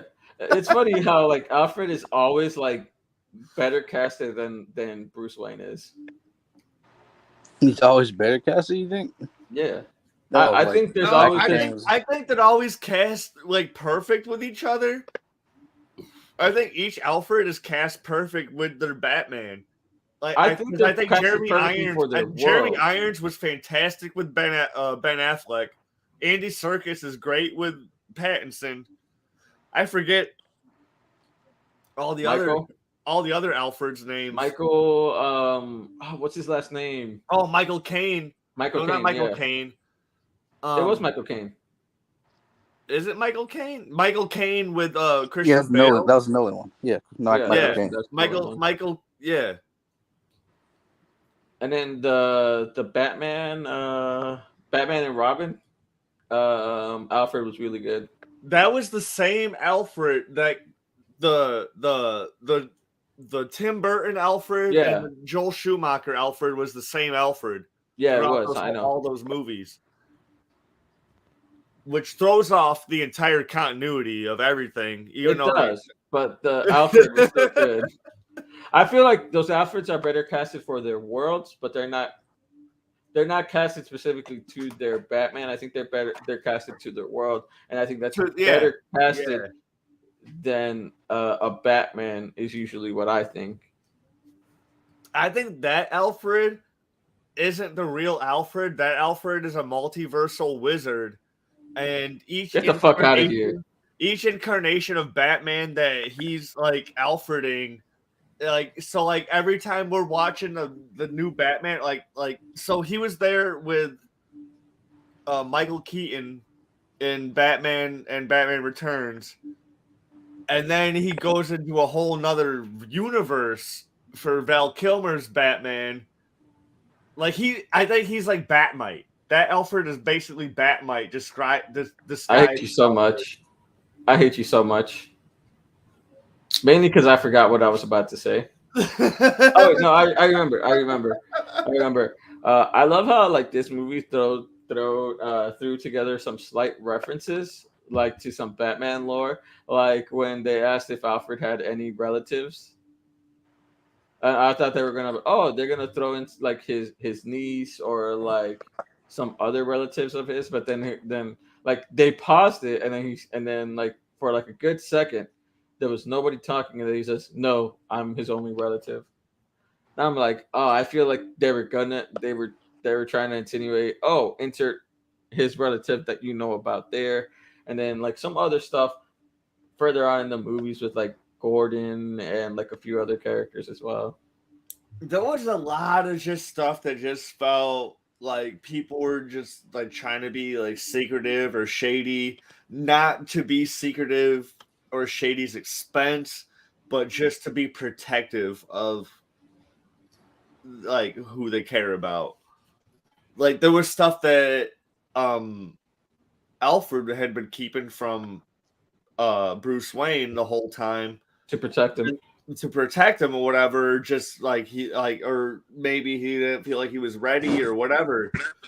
And when Bruce Wayne finds out, like he totally just holds it against Alfred, or like, and like, you know, we always expect to see Bruce Wayne and Alfred to be fucking. They're always BFF.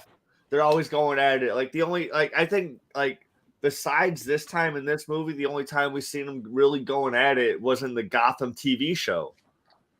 And but I think it's just a testament to him being year 2. You know, he does. Like, yeah, exactly. Yeah. But it's like that. Oh, quite essence, I guess.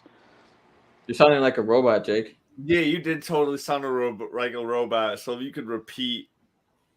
Is that better? Can you hear me? What? No. It was a little better. I was able to hear a few words more, but like it was still pretty bad. Oh no, his internet is dying. No. I bet that was deep and insightful. And it's not a super talk show without Jake's internet dying though. That is true. Oh man. I think it's also StreamYard, because StreamYard is like whack. So now I got a second Jake right here. Oh shit! Look at that, 2 Jakes, 2 Hotep Simbas. One of them is gonna delete itself. Why the fuck is there 2 of them? I don't know why it does that. So like I think it removed you and then added you back without removing you. There you go. Okay. Can you hear me better now? Yeah. Can you hear me better now? I think it was. So it's year 2, so maybe they don't have that Batman outfit. Yeah. That's one of the things I really liked. That's one of the things I really liked about it. Hey, Timmy. Sorry. All right, go ahead, Jake, before you cut off again. I was gonna say, I mean, it just seemed like they were still working out some sort of growing pains a little bit. Like they weren't exactly on the same page because he didn't tell him everything. I guess he's a year 2. That's the only thing I can say. So that's what I'm saying. Like it was very established that there was this year 2 Batman. Like he's fumbling with stuff. Like when he put on his glider suit and then he was going like underneath that bridge, like, and there was the bus going right there, and he put his parachute out to try to like guide his flight a little bit better, but he completely fucked it up, and he clotheslined himself against the bridge and busted his face and then stumbled across the fuck. I was like, holy shit, dude, Batman, get your shit together. Like, yeah. Imagine some magical scene. This is like, this dude. But he was doing some level 50 shit too at level 2. Yeah, so there was that shit right there, and then like his whole relationship with Alfred, that was all like, yeah, this is definitely year 2 Batman, where like he does like the, and like I saw a lot of reviews where they're like, this is the first time we actually see Batman doing detective work, and I'm watching the movie, I'm like Alfred's doing all the detective work. They're working together. I'm like Alfred's solving all the riddles. No, he's not. Get the fuck out of here. He saw something. He's on the spot. Bruce. Yeah, like Alfred is definitely helping out. Like he's doing like a lot of like he's also doing the grunt work of it. But like you saw the decryption that Alfred was doing. He was working off of what Bruce had said. Yeah, and then Bruce was building off of Alfred's shit, and then like they build off each other. decode They a were lot of working shit. together. Yeah, yeah. It was the same with like Gordon and Batman, where you see them work together throughout this entire film, and I love that aspect of like him needing Gordon to get around to places because this is still in year 2 Batman, and he can't get around everywhere. This is a Batman that liked to stick around for the whole conversation. This is a Batman that doesn't know how to do the disappearing act yet. No, he did it like 5 times in this movie. This Batman stuck around a lot. No, he disappeared 5 times. He did the disappearing act. Yeah, I don't know how with those clunky ass boots though. Those boots were fucking. Those boots were loud as fuck. They were, and I'm like, how the fuck did he disappear on them? Do those shoes have a quiet mode that he just turns on and off? Yeah. Insert rubber soles. Batman is Corazon confirmed from One Piece. So I want to mention that I did not expect to like Carmine Falcone so much. Like, who the fuck cares about Falcone? But for whatever reason, John Turturro was so great in Everwood. I really liked it. This is like the most they've ever used that character. Dude, it feels like in a lot of like the animated stuff and like the live action, because they did like mention like the Falcones and Maloney's or whatever in the Bale films. But like, I mean, he was in the first a lot more recently in media. They've been putting a lot more emphasis in the 2 major crime families of Gotham. Yeah, I guess that's a more grounded. I guess something you can understand more than like a Clayface. You know? Yeah. Usually when they talk about like the Falcone and the Maroni family, it's usually right before the Penguin and like Joker and all the superpowers show up, because as soon as they show up, those guys, they stop having a chance. Yeah, they steal the show. Yeah, they stop having a chance of owning a great piece of the pie. Like, they lose a lot of it. Like, before they had a slice, now they have crumbs. And this is building up. This is basically building up to the downfall of the Falcons and all that. And like, you know, Penguin starting up. Like, that's why you see it at the end. Like, Penguin is above everything because you see him. Huh?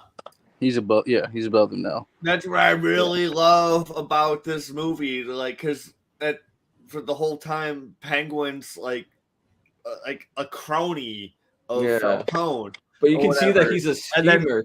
And when Falcone falls, so like Penguin gives 2 shits. He's like, "Bye, bitch, dude. I'm the top dog now. Like, get the fuck out of here, bro." you can tell.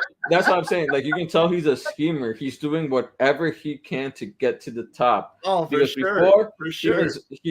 Before he was under the Maroni family, and he was like specifically dealing way under them, and then he switched to Falcone because Falcone flipped on the Maroni family and basically was the rat that told on the Maroni family. And so Falcone became the big dog, and Penguin had all that inside info, dude. Yeah, exactly. Like, Penguin became the right-hand man, basically, for Falcone.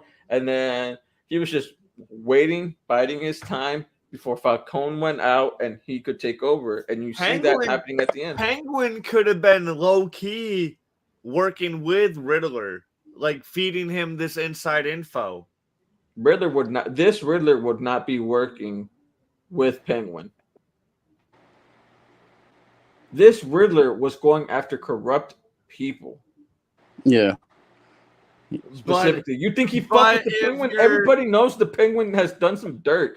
Everybody knows that Penguin is the ringleader for like the fucking drops.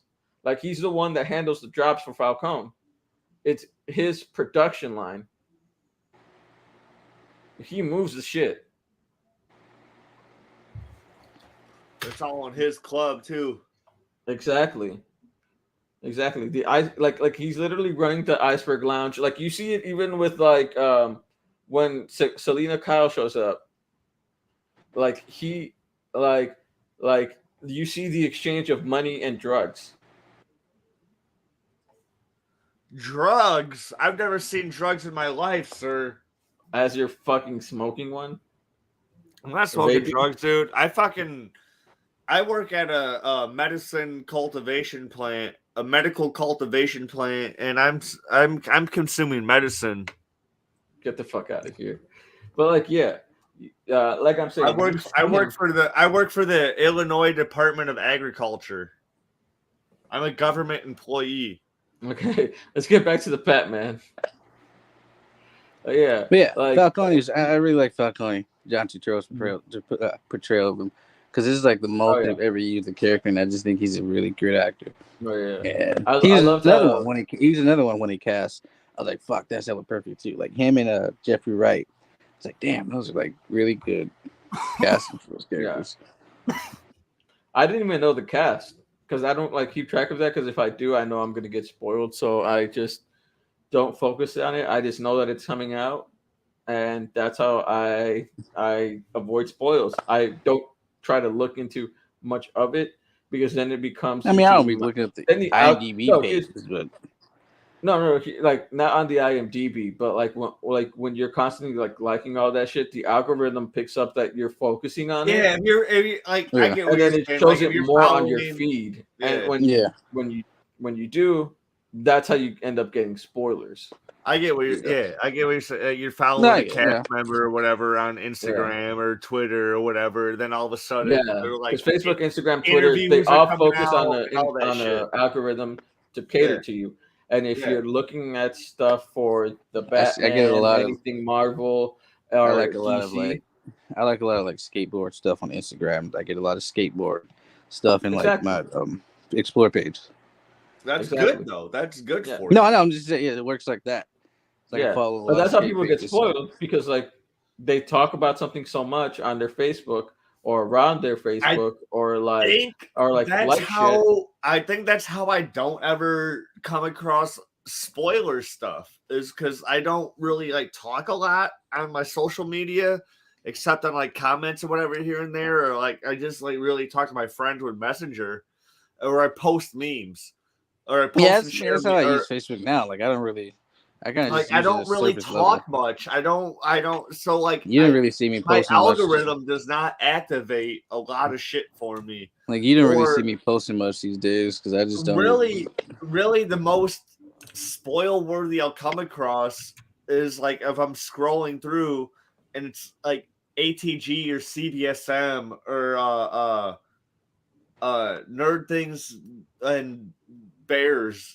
Or whatever that one is, like the one Nerds like, and Bears. Oh my! Yeah, that one. I'm like that one that like it's so like the one that like nobody's on, but we still use. You know, it's so dead.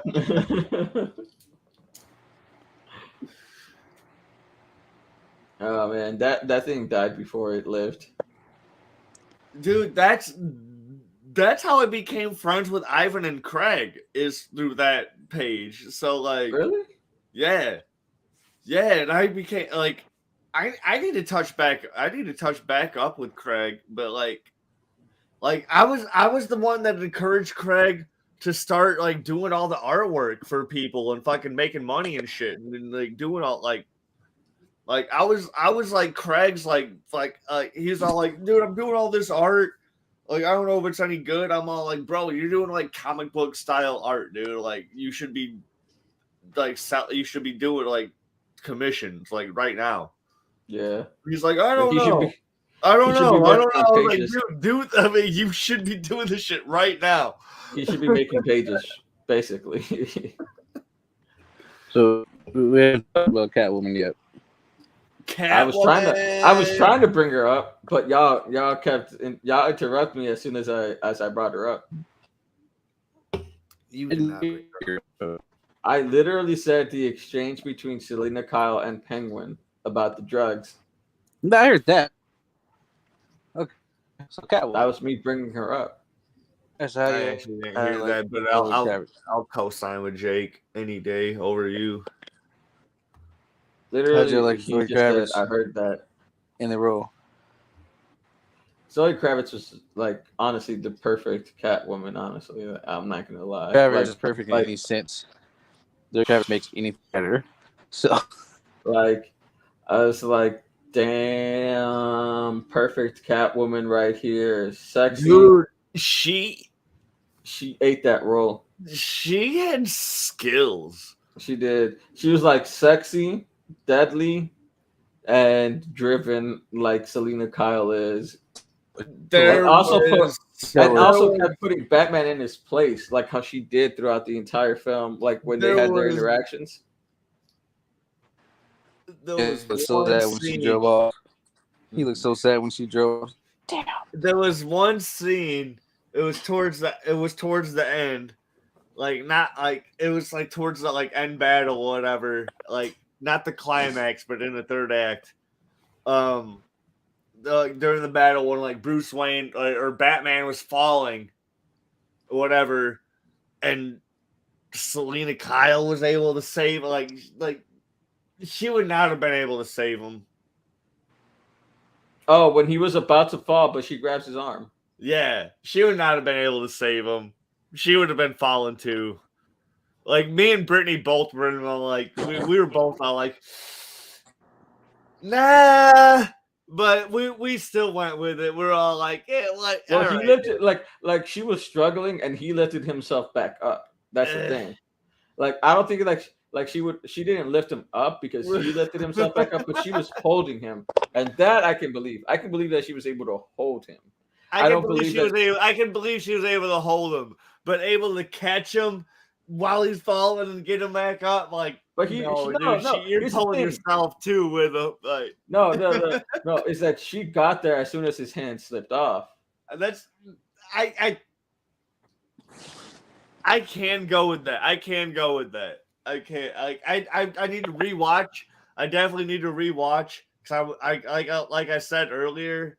I was tired as fuck when I was watching this movie, but like during the third act and climax, I was able to like wake myself up and like pump myself up enough to like push through the last. I love you know what's great about this movie as well is that it just had like funny moments that just didn't feel like they were trying to be funny. Oh my god! Oh. Yeah, I thought I was embarrassed. There were times I really thought I was embarrassing myself because I was laughing during parts. Mm-hmm. But no, like nobody else in the theater was. Not even Britt. Britt knows my sense of humor. I was just giggling at stuff, and I was like, oh, like there's actually funny. Like there's actually some funny moments. This is actually like very much capturing like a Batman movie where there's just like there happens to be funny moments, and like I'm pretty sure like further on down the road, Robert Pattinson's Bruce Wayne will get to be funny and also be a playboy. No, there were even moments as well. There were even moments itself where fucking just Batman himself just seemed really silly. Yeah. Just okay. I would say this. Not every DC movie has to be fucking depressing all the time. It doesn't. And I just think that people's brains have been brainwashed by certain individuals. By certain individuals. I won't name names. That's why I was happy with this movie. There were funny moments. To think that anytime you watch a fucking movie about Batman, you have to be crying during the whole thing. Just out of just pain and misery. No. It can have some lighthearted shit, but it was like naturally, it wasn't quippy like Marvel does, but it had some funny moments, and that was fine. It didn't take away anything. You can laugh. There were times I was like cracking up, or like the rest, but like the theater, like when I saw the movie, it was at 5:30, and there were maybe like I'd like to say at most 8 to 10 other people in the theater. Damn, that's a little. Yeah, but I think most of the people fucking saw it opening weekend or whatever, and I saw it yesterday at 5:30. So I think most people had already seen it already. I don't know, because like if you go to the movie theater opening night out here, it's fucking awful. There's nowhere to park. There's like whatever. It's fucking awful.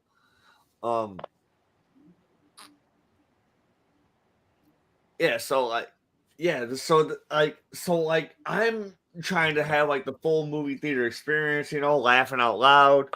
There's a few laughs and shit. Like sharing the experience. Like let me give you a couple scenes that were back to back. Like when Batman is knocked out and they have him in the precinct, and like they're all like trying to unmask him and they're all fighting against it, and then he wakes up and there's like this little baby fight that's going on right there, and then Commissioner Gordon gets everyone to leave out of the room, and Batman and him start whispering each other. That was funny as hell because they were trying to figure out how to get him out. Right? Did you laugh a little bit at that moment? Yeah, it was funny. It was funny. And then then he tells Batman. There was a lot of scenes during that whole skirmish because that thing went like back and forth for like a while. Yeah, and it was just silly and funny because they kept trying to like get from behind him to unmask him, and it was silly, funny, and like it didn't feel too forced. It was great. You see them. And then you see him, and they're talking. And then Commissioner Gordon is, "You're gonna knock me. You're gonna punch me, and then take my key, and then you're gonna get out of here." And then he punches him. I thought that was hilarious. And then my buddy Kyle is commenting nonsense right now. Any other comments? all right. Just shout out for watching on Twitch, dude. I need more Twitch. What was that? Was that sheep? What did you post? There was a panda's butt. Panda's butt. Panda's butt. And then this one was like a dude like flipping us off, I think. No, he's waving hello. It looked like he was flipping us off. No, but like then after that, they're on top of the roof, and he's like, "You could have held back your punch," and he said, "I did. That shit made me laugh." I was like, "God damn, that's hilarious." Yeah, it's a wave. I told you it's a wave. But that shit was hilarious where he was like, I did.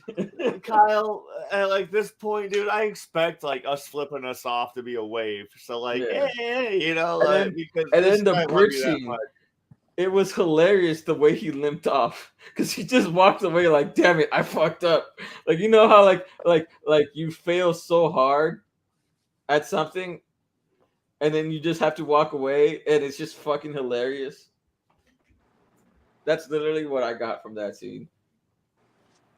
Oh man, but like all throughout the movie, it was just there were just like little funny nuggets that like made the movie even better, made it a breath of fresh air. Because obviously, this is a moody Batman. Because early in the game, he's finding all this shit out about his family and about Gotham and about the revival project that like his family put in $2 billion in, and then he finds out that project was then used to launder money for the entire underground of Gotham.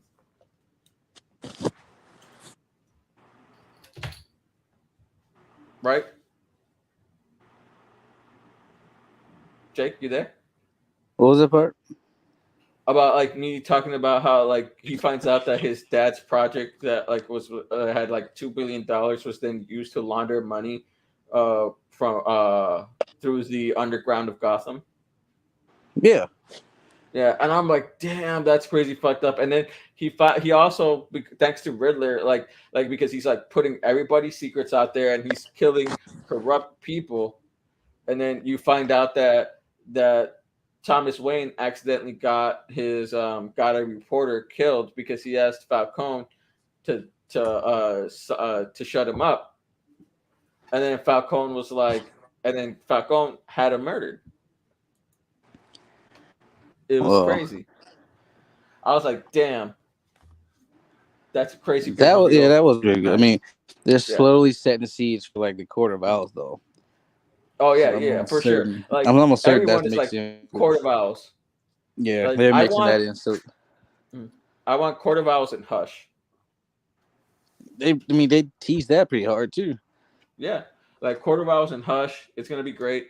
Like I feel like those are the next movies. They can also throw in the Joker because of the end. That dude that was laughing with Riddler. They have That's revealed dude that play. is Dude, yeah, one of that's the my Joker. favorite parts of the movie was that final monologue with the Riddler, where you keep on thinking that he knows that Batman is Bruce Wayne. Mm-hmm. Where he's like Bruce, And they keep on showing the camera to Batman's eyes where he's like looking like really shifty and like nervous. So he's all like, "Oh yeah. fuck." He's looking at the You can cameras see it and in his looking eyes where down. he's like, "Oh fuck, oh fuck, oh fuck, Yeah, oh fuck." Play it cool, play it cool, Bruce. Play it yeah. cool, Batman. You Play can it tell cool, like Bruce. you can tell that he feels like he's been caught in a lie because like his eyes are shifting. He's no like because before he even started saying Bruce, like he was looking at Riddler straight in the eye, and then as soon as he said Bruce, he started looking all around that room and stopped looking at Riddler in the eye. And I was like, like you could tell that's the face of like someone's like, oh shit, I just got caught. But then as he keeps talking, Yeah.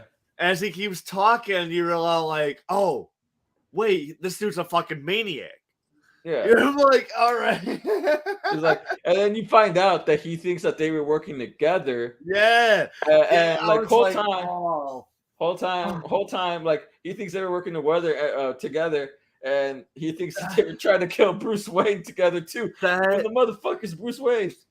That monologue was so fucking juicy. It was. Like, it was. Because it felt like from beginning to end, it felt like he was like talking about. He was egging him. Like he was, yeah. It sounded like he was slowly like leading to exposing that he's Bruce Wayne, and then you feel it like, oh shit, he knows. And then he gets to the part where he reveals that he's just fucking crazy. He's a fucking drop baby, and he's an addict, and so that's why his mind has been warped from the drop, from taking too much drop since he was like 13 years old. It also is true, like what he was saying, like it makes sense. Like look at Bruce Wayne. All they care about is Bruce Wayne, the orphan, when he's a billionaire. Meanwhile, all these other orphans had to suffer. Oh, and I was dude, like, it was like the perfect like anime. It was Yeah. like the perfect like anime villain dialogue, dude. It was so good. it was like, bro, I'm on your side right now, Riddler. Yeah, like you're spitting facts, side, bro. You're wrong, but you're spitting facts right now. I was like, like we didn't really talk much about the Riddler, but like, bro, that Riddler was actually pretty awesome. I was not expecting to like it because, like, when I first saw it and they said that they were basing it off the Zodiac killer, I was like, man, I don't want to deal with this. I saw a spoiler. I did see a spoiler of who the Riddler actually was. And I was like, so like throughout the whole movie, I'm trying to see if I could like spot him out. And like they never really show him. They don't. They never really show him. But I do like, what I do really like is when they unmask the one Riddler henchman and he's like, I'm vengeance. That was the same guy that was at the like one like convention or like at the seminar thing where he's all like, oh yeah, like he was all about. At first I thought it was the guy he beat up in the beginning. No, I thought it was him at first. It was the guy that was like at the protest or whatever.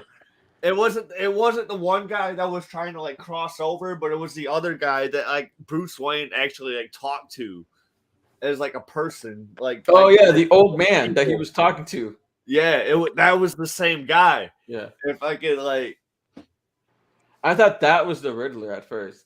I thought that's who they were gonna make. No, but that was one of the henchmen later on. Yeah, that was one of the henchmen. Cool. That was a cool fucking thing to be, where he was like, "I am vengeance." Like,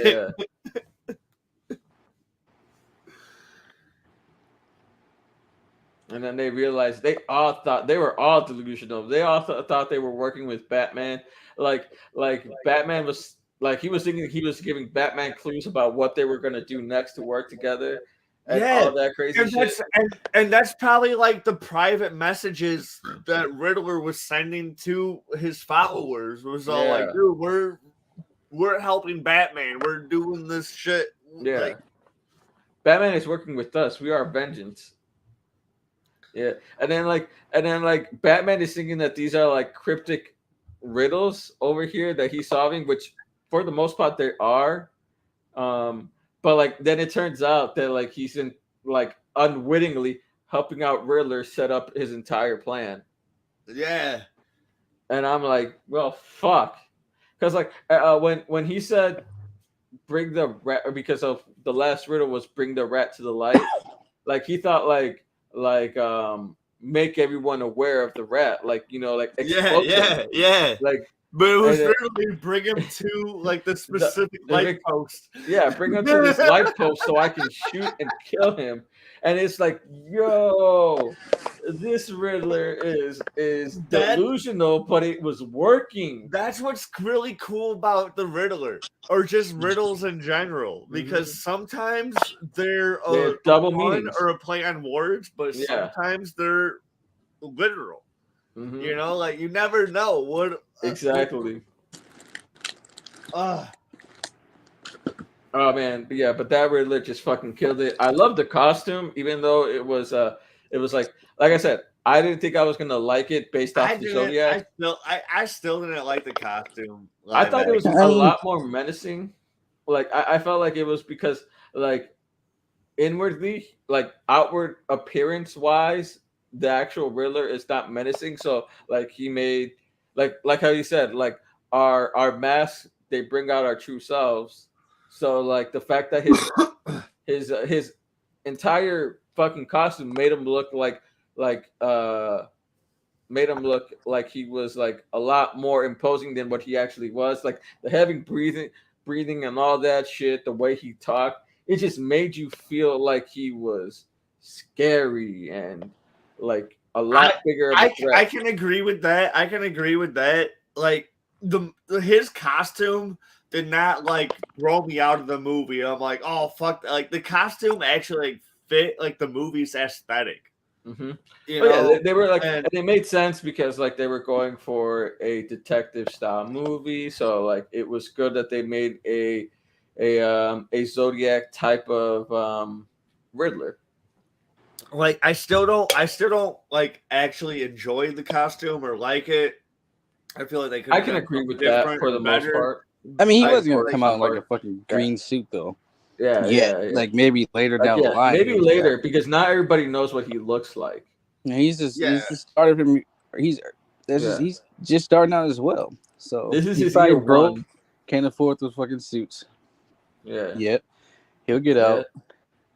But now he's like messing with the crime prince of Gotham. So you know, I all mean, right, I don't think yeah. they already say he's not gonna like do anything. They're not gonna go back to him. That was dude from Eternals. Jurig. oh That was the same really? guy. I still haven't watched Eternal, so I have to On watch Disney that. Plus. Wait, Actually pretty good. I like Eternals. no, I No, get I why. I know. get I know why. it's on I Disney get. Plus. I just haven't I watched it. thought you. I was trying to picture Inhumans for a second. No, we don't talk about Inhumans. We Inhumans don't talk was not about terrible. Bruno. It Inhumans had potential, but Inhumans no. was not bad. Inhumans was better than any CW's worst season. I don't know about all that, but it was better than Arrow season 4. Yeah. Let's not speak on those. Let's just go The back to the dark years. Batman. The dark Season 3 years. and 4, the dark years. Oh, As soon as that man was running through the fucking cul-de-sac and drinking mimosas, I was like, you know what? I'm done, Oliver Queen. But anyway, yeah. they So had to bring it back in season 5. Riddler is on year 2 or probably year 1 himself, so he just had to, Yeah, put yeah, together the like, fucking. He was in Prisoners. He's like basically wearing the same thing Hugh Jackman's wearing in that movie. He wears fucking raincoat that whole time. yeah. He's gangster as fuck, but Mm-hmm. Yeah, I it's love the based on henchman. Zodiac Killer. It's like Zodiac. Oh, every time they do that, I always piques my interest. Like in 10th grade, I had to do this project on him, and we just learned a lot about Zodiac Killer because all that shit happened in like the Bay. So that's like common knowledge out here. So yeah, I like to say that the cops were just incompetent when it came to the So, Zodiac Killer. so I came across this morning a funny ass meme. It's Batman, the animated series, Batman screaming like ah. This is for my viewers that can see me. Ah, and it says Robert Pattinson after realizing he needs to collect 300 Riddler trophies to end I the saw that. movie. Somebody did. That's somebody how did, I felt. Somebody That's did how I felt watching the movie because somebody did the no bitches with Hitler really close to his face. Oh wow! Like no bitches. No, because during the third act, I'm sitting here. I'm all like, "All right, this movie needs to wrap up like any time now." And I'm like watching my phone, watching the movie, watching my phone, and then like something really cool had like they like, "All right, the Riddler's in jail or whatever," and now they're doing all this other shit like clean up stuff, and then more shit starts happening. More shit starts happening, and then fucking all like the buses blow up. The fucking flood Gotham City. So you're like, all right, now he's gonna wrap this shit up or whatever. And I'm like, all right, boom. Now the mayor, now the candidate for the next mayor of Gotham gets shot. You're like, all right, you're fucking like. At least she didn't die. Just more and more and more and more and more and shit just kept on piling up towards the fucking climax of the movie. You're just like, what the fuck is going on at this point? You know what's you know what else was a funny scene? Is when when Bats was like hanging on like the thing in the center, the Megatron, the Mega whatever it's called, like it's in the center of what it's called. I keep forgetting what it's called. What do you say, Jake? Megaphone? What are you talking about? No, not the megaphone. Like the huge ass the Megatron TV or whatever the fuck it's called. It's like called Mega something. Like the TV's like in the center of the Jumbotron. The Jumbotron. That's what it is. Jumbotron. The Jumbotron. That's what it's called. The Jumbotron. Like that scene where he was hanging off the Jumbotron and like all the henchmen were shooting at him, and you see him just get tired of that shit, and then he puts a bomb on the thing to put smoke. He's like, "Fuck, they gotta stop shooting at me," and then he starts going off on them. At that point, he's tired of the movie. Yeah. You know, like he's like, let's get this shit over with. Yeah, I'm tired of this shit. And then the smoke screen comes up. He pulls himself back up and he starts fucking them up. And then Selena Kyle joins in and helps him out. And then like they one of them almost kills her. And then he injects himself with adrenaline. And then he almost kills somebody. Dude, Brittany, and this is what I say. Brittany was like, "What the fuck did he just shoot himself with? What was that like Bane venom?" And some people thought it was venom. That's just like regular adrenaline. Some people thought it was venom, but I was like, "Nah, it's adrenaline." I'm like, nah, they wouldn't introduce Bane venom just yet. Like, I know he's not like Bane venom. I'm like, no, like he's got no way is Bane venom being introduced in this universe whatsoever. Now they can introduce him. But yeah, like he's used them before, but like I don't think this is Bane venom. I think it's just adrenaline. That was just adrenaline. That was just some Batman bad adrenaline pellet he had. Yeah, this is why I say that I'd rather get stopped by Superman than Batman, because Superman would not beat the fuck out of me like that. Man hits hard. Oh, dude, if I lived in Gotham City. Dude, I'd be a fucking like straight edge Christian. You still get murdered though.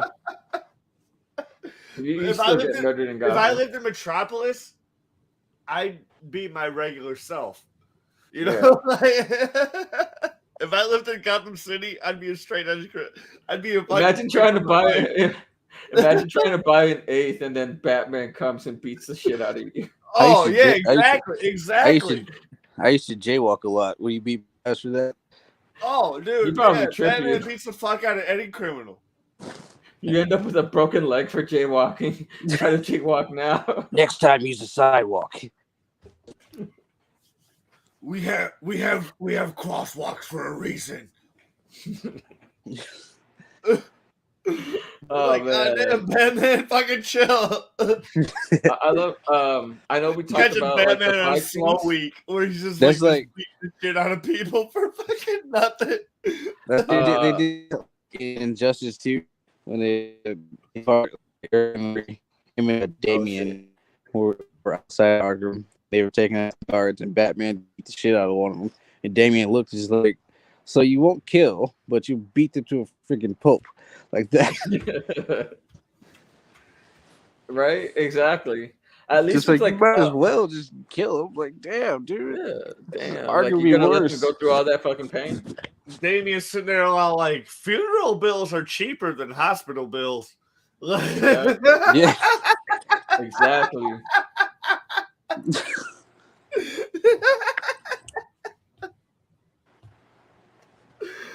This man will not kill you, but he will leave you eating from a tube for the rest of your life.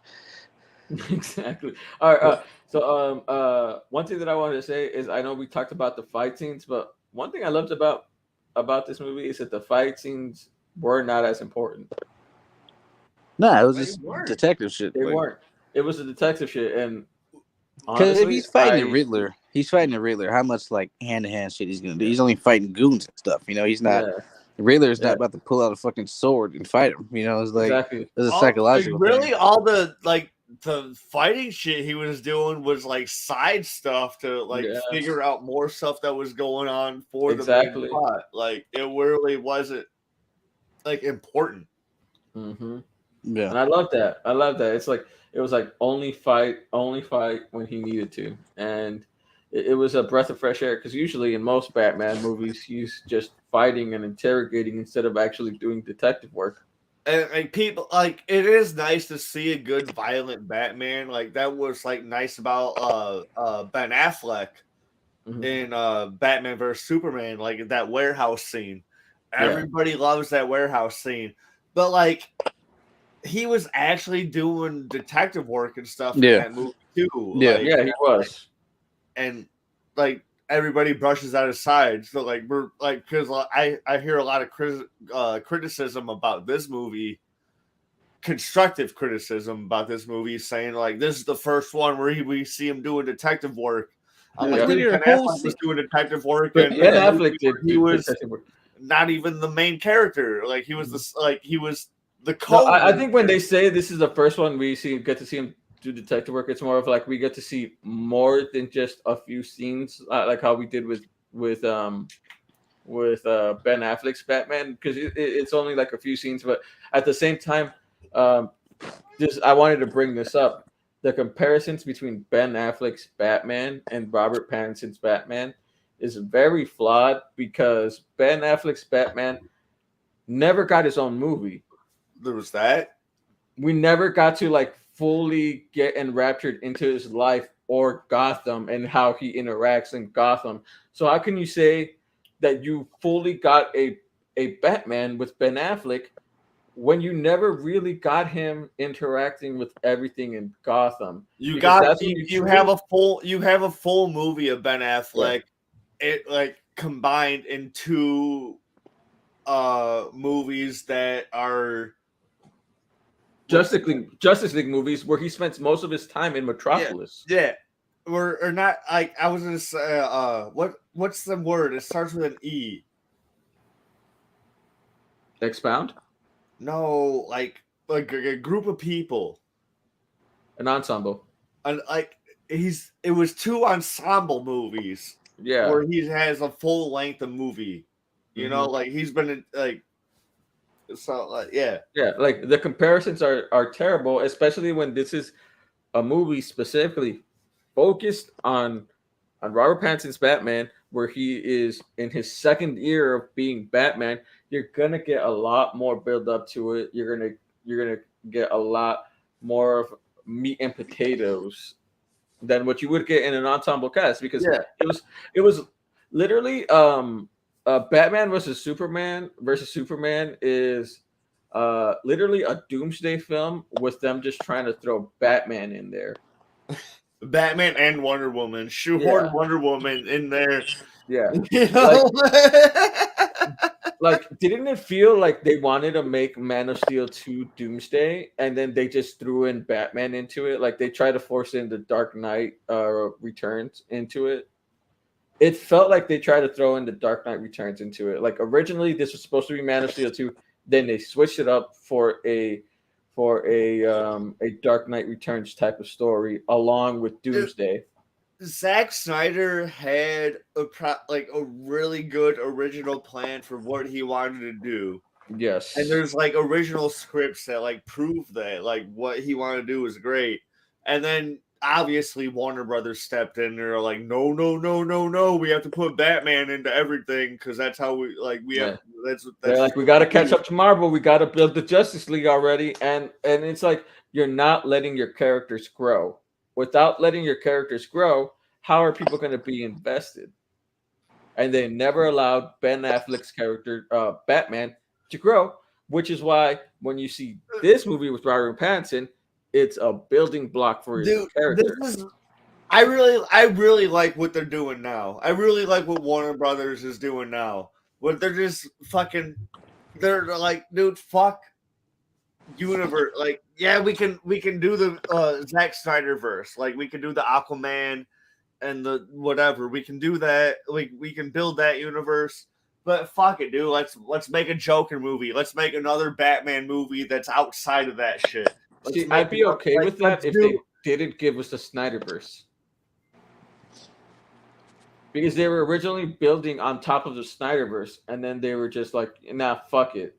Because we put our hands too much in it, and we fucked it up. I mean, but we're gonna do something. I mean, else. Like they're gonna build on it, but they're not going to. They're not gonna use like the Zack Snyder vision, but they're still gonna use the characters of that franchise.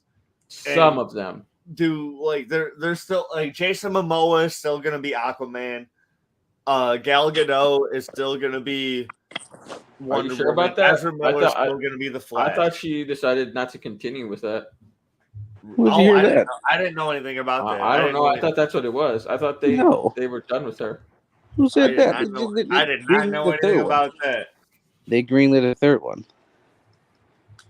They did? Yes, like a while ago. Okay. All right, cool. I mean, Wonder Woman 84 aside, she's still a big property there. I mean, don't let her walk. Come on now. It's just really sad because they had something going that they kept fucking up. I still think they should just stay course. They should have stayed going.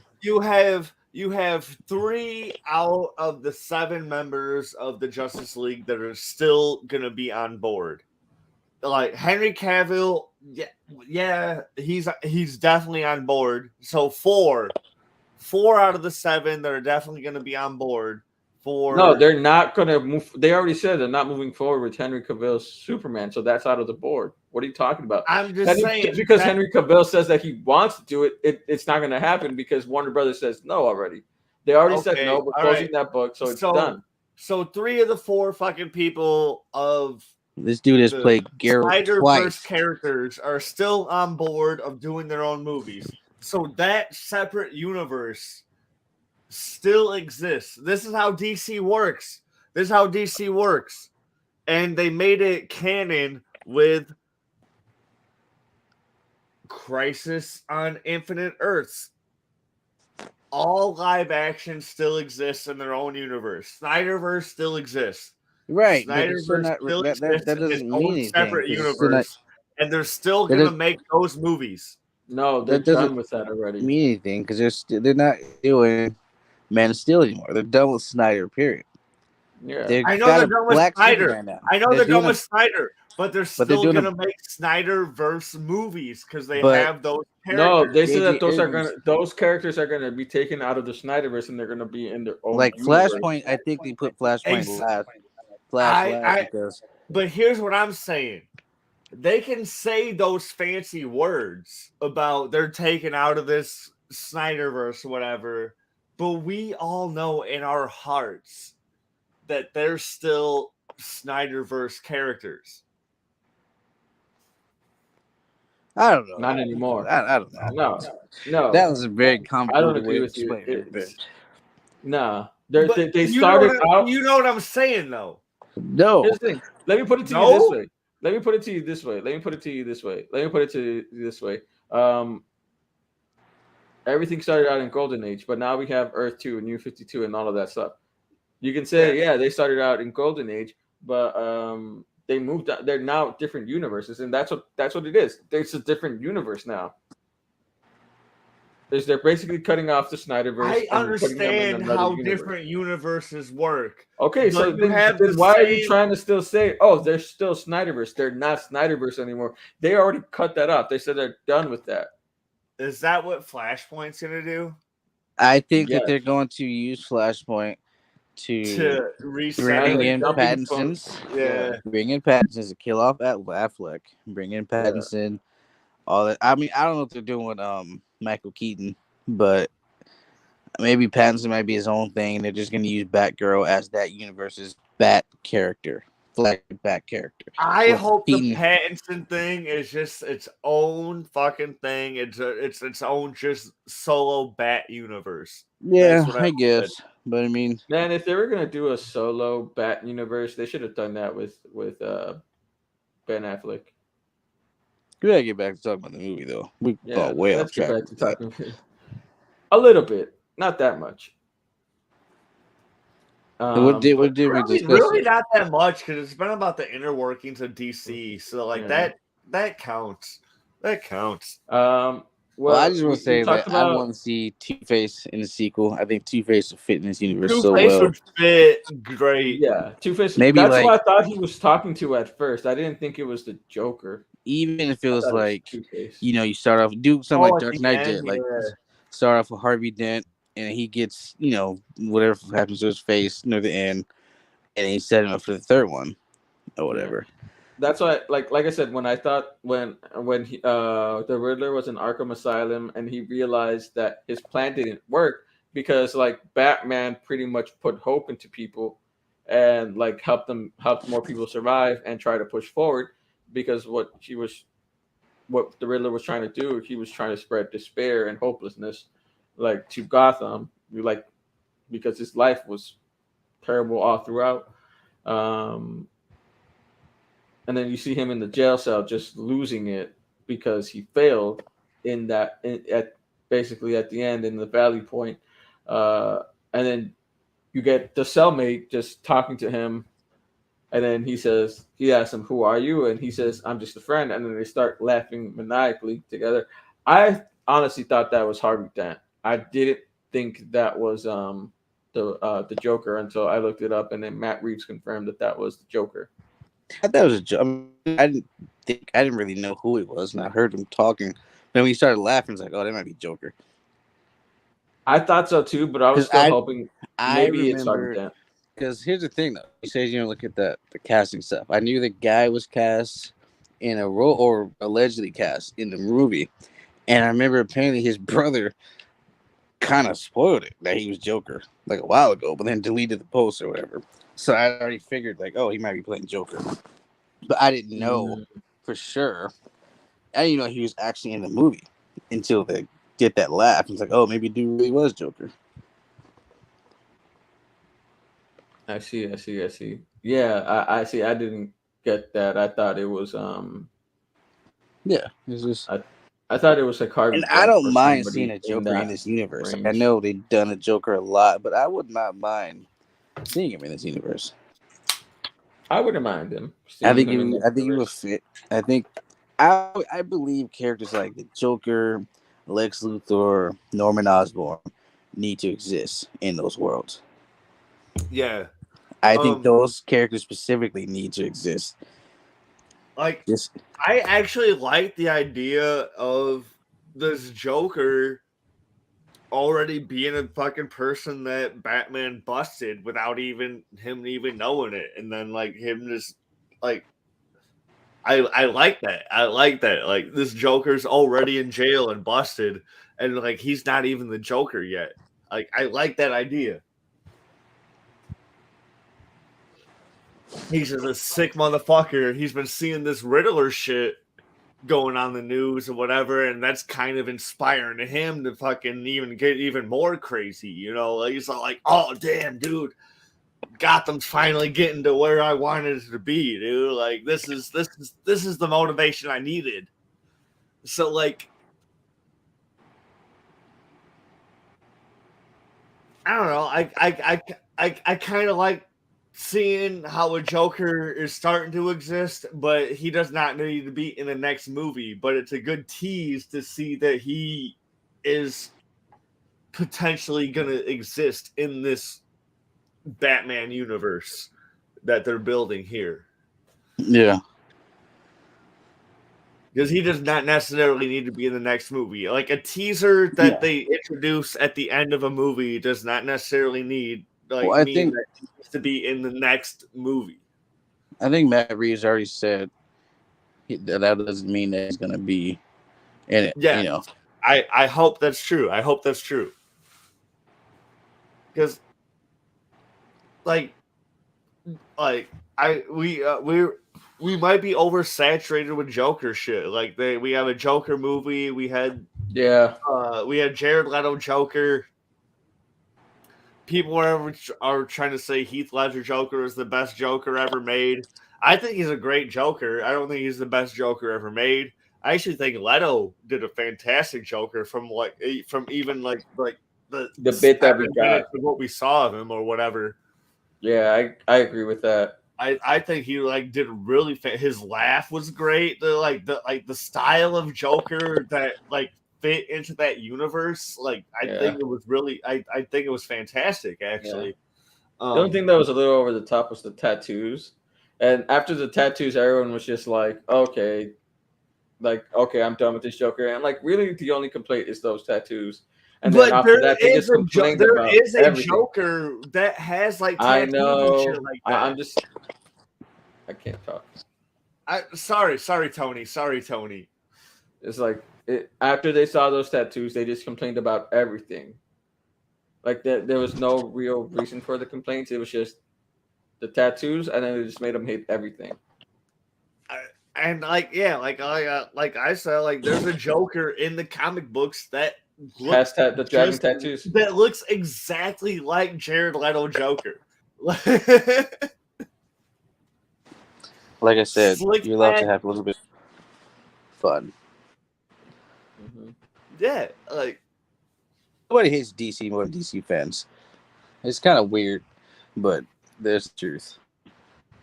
If they do Flashpoint and they focus on Martha Wayne being the Joker, I would like them to cast Charlize Theron as the Joker. Well, Lauren Cohen cast originally. It was Lauren Cohen and Jeffrey D. Morgan. Yeah. Well, no, they were cast as just his parents, right? Not in Flashpoint, but that's Flashpoint, Batman, and Joker, though. Okay. Were they? No, they were just Bruce Wayne's parents. I know, but they were. I think. Still, I'm just that was Thomas and Martha Wayne who became Batman and the Joker during Flashpoint. You're saying they cast the exact same people that played Thomas and Martha Wayne in Batman vs Superman to play them in Flashpoint. They got the exact same people. Oh, you're saying to get the exact? I wouldn't want that. That'd be pretty sick. I would. That would be cool for sure. Seeing what's his face in the Flashpoint Batman suit, that'd be cool. I feel like he could pull that off. Jeffrey Dean Morgan. Oh yeah, Jeffrey Dean Morgan. He looked amazing. I mean, I'm saying they didn't just cast two actors like that to not do it. Jeffrey Dean Morgan can pull that off. Yeah. So. Possibly, yeah, you're right. Oh, yeah. Lauren Cohen's pretty good too. Fuck yeah, he can. But I'm talking about for a fan cast. We're not talking about fan cast. We're talking about But I was before he even mentioned this. Oh, okay. I get what you're I'm saying. lost. I'm completely lost. No, he's saying who he would have liked to have played Martha Wayne. Yeah, Or in Flashpoint Joker. Yeah, as Flashpoint Joker. And This then is you who were I'm saying. saying who's actually playing her. No, who And would then have you played guys it. got in a crossroads. That's where all this. Yeah. No, it wasn't a crossroads. I was just saying, yeah, but I'm just making the fan cast. It wasn't a Okay. crossroads. I would have liked. Here's a fan. What's the gal that played Rita Repulsa in Power Rangers movie? I don't remember her name. Elizabeth Banks. Banks. Elizabeth Banks, dude. I think she would have been a good. What, like 15 years ago? No, right now. Are you sure right now? Yeah. I don't know about right now.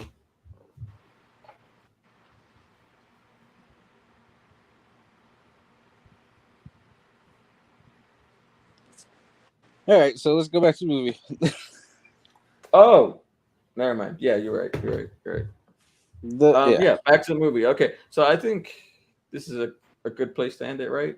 Or actually, no. Let's talk about the ending. How he leads the people out. I think it was like I love that ending. I love that ending where like he just like takes out the flare. Some people kind of misinterpreted that whole thing, or like they thought he was sacrificing his life and then he's gonna die. He was fine. That just kind of undermined the whole thing. It's like, what? Brady thought he died. Brady thought, like with the. No, yeah, when he went to cut the wire, they thought the electricity. Sacrificing his I was like, no, he's trying to cut the power so when it falls, there's no power. People thought that he was like sacrificing his life, and it's like, no. Like he got shocked a little bit, but like he didn't get murdered. He didn't die. No, there's no way he got shocked at all because by the time he cut the power, there was literally no power that hit the water. No, he got shocked because it showed that he got shocked. It showed the electricity hit him. Yeah, but people just. That's why it took a little bit for him to get back up. He got shocked. Like it just wasn't anything too crazy because he cut off the power. So like he didn't get shocked as bad. Watch it again because you missed some stuff. Either way, I probably need to watch it again. You're probably right. I do. I was tired as fuck about it. You're probably right. I do need to watch it again. Either way, he cut the wire and then saved all those people. And I liked how they were like hesitant at first. Yeah, they're like, wait, I don't know. But then he was like, no, I'm gonna help you. Like I'm here to help you. And that was like when he realized that, oh, he's really got her back, and he finally realized like I gotta be more than just some dude beating up people in bat costume. Yeah, people actually. It's like that's when I think he transitioned from just that vengeance to just being an actual hero that got hope. Giving that hope. I loved how it was the kid that he was staring at, like when he that found his father dead. That was like the first one to take his hand. Dude, what was really hilarious to me was at the very end of the movie, like when he's saving, like not the very end, but like at the end when he's saving people after he cut the wire and like electrocuted himself and whatever. He saved two people. He saved a small child, and then he saved the mayor-elect. And then after that, he left it to everybody else to save people. And then, he scurried off. He didn't scurry off. They were all following right behind him. He scurried off. No, they were all following right behind him. What are you talking about? He scurried off. What are you talking about? They were all right behind him. He had the flare because he was leading them. He scurried off.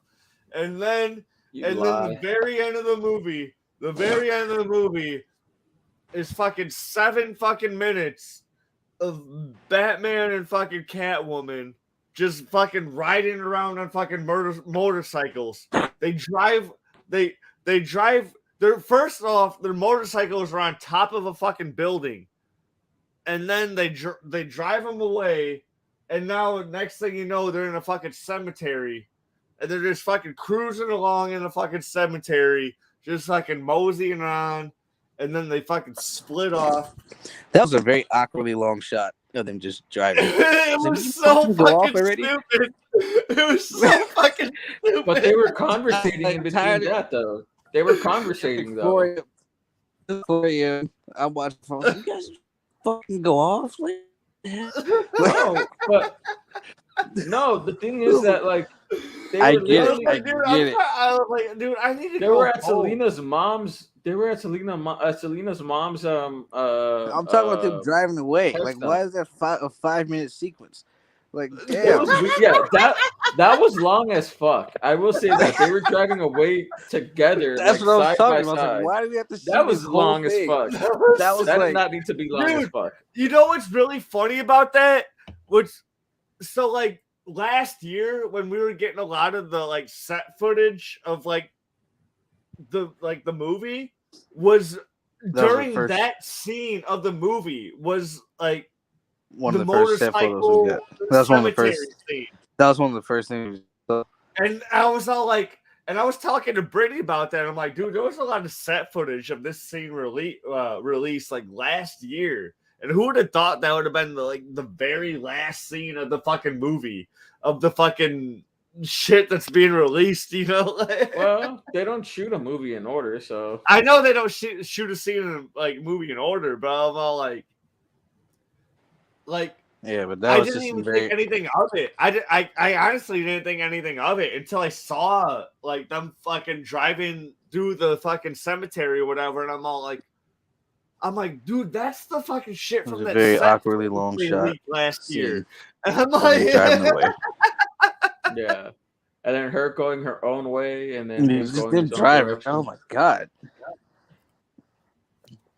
What really I get it, but that didn't need to be. What really pissed me off, but then made me admire it at the same time, is they didn't turn at the same time. Like she turned first, and then he turned like way after, and then they cut it before he turned, and then they cut it to like where she's driving this way and he's driving that way, and I'm all like, oh, what the fuck is that cinema? Actually, I kind of like it. I was like pissed off at first, and I was like, actually, I kind of like it. I think it might have just been a symbolism of like their relationship, like throughout the film, and then like they go in their own direction. No, but like what I would like, I would have liked to seen them splitting off at the same time, whatever, you know, like that beautiful corny shot. But no, they did it different. They did it like she turns first, and then before you even get to see him turn his way, they cut the angle, and then you see her driving towards us, and then you see him drive. Like I hated it at first, like when I first watched it, but then I gave it 5 seconds, and I was like, actually, that was nice. That was nice.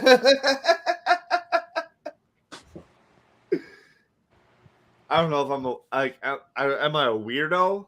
I don't know. The only way that I could like make this scene make sense in my head, and I just thought it right now, is that it was a symbolism of their relationship and how she was the more decisive person, and that he was a little bit more hesitant and pulled back the entire time, and so that's why she left first than him.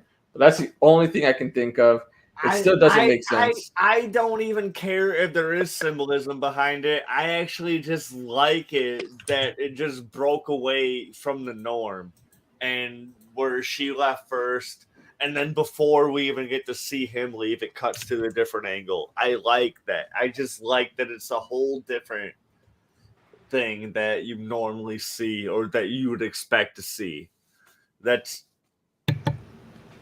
like and this is a common thing in media in general, where like critics like us will over analyze something where the creator itself is all like, yeah, I was just trying to do something different.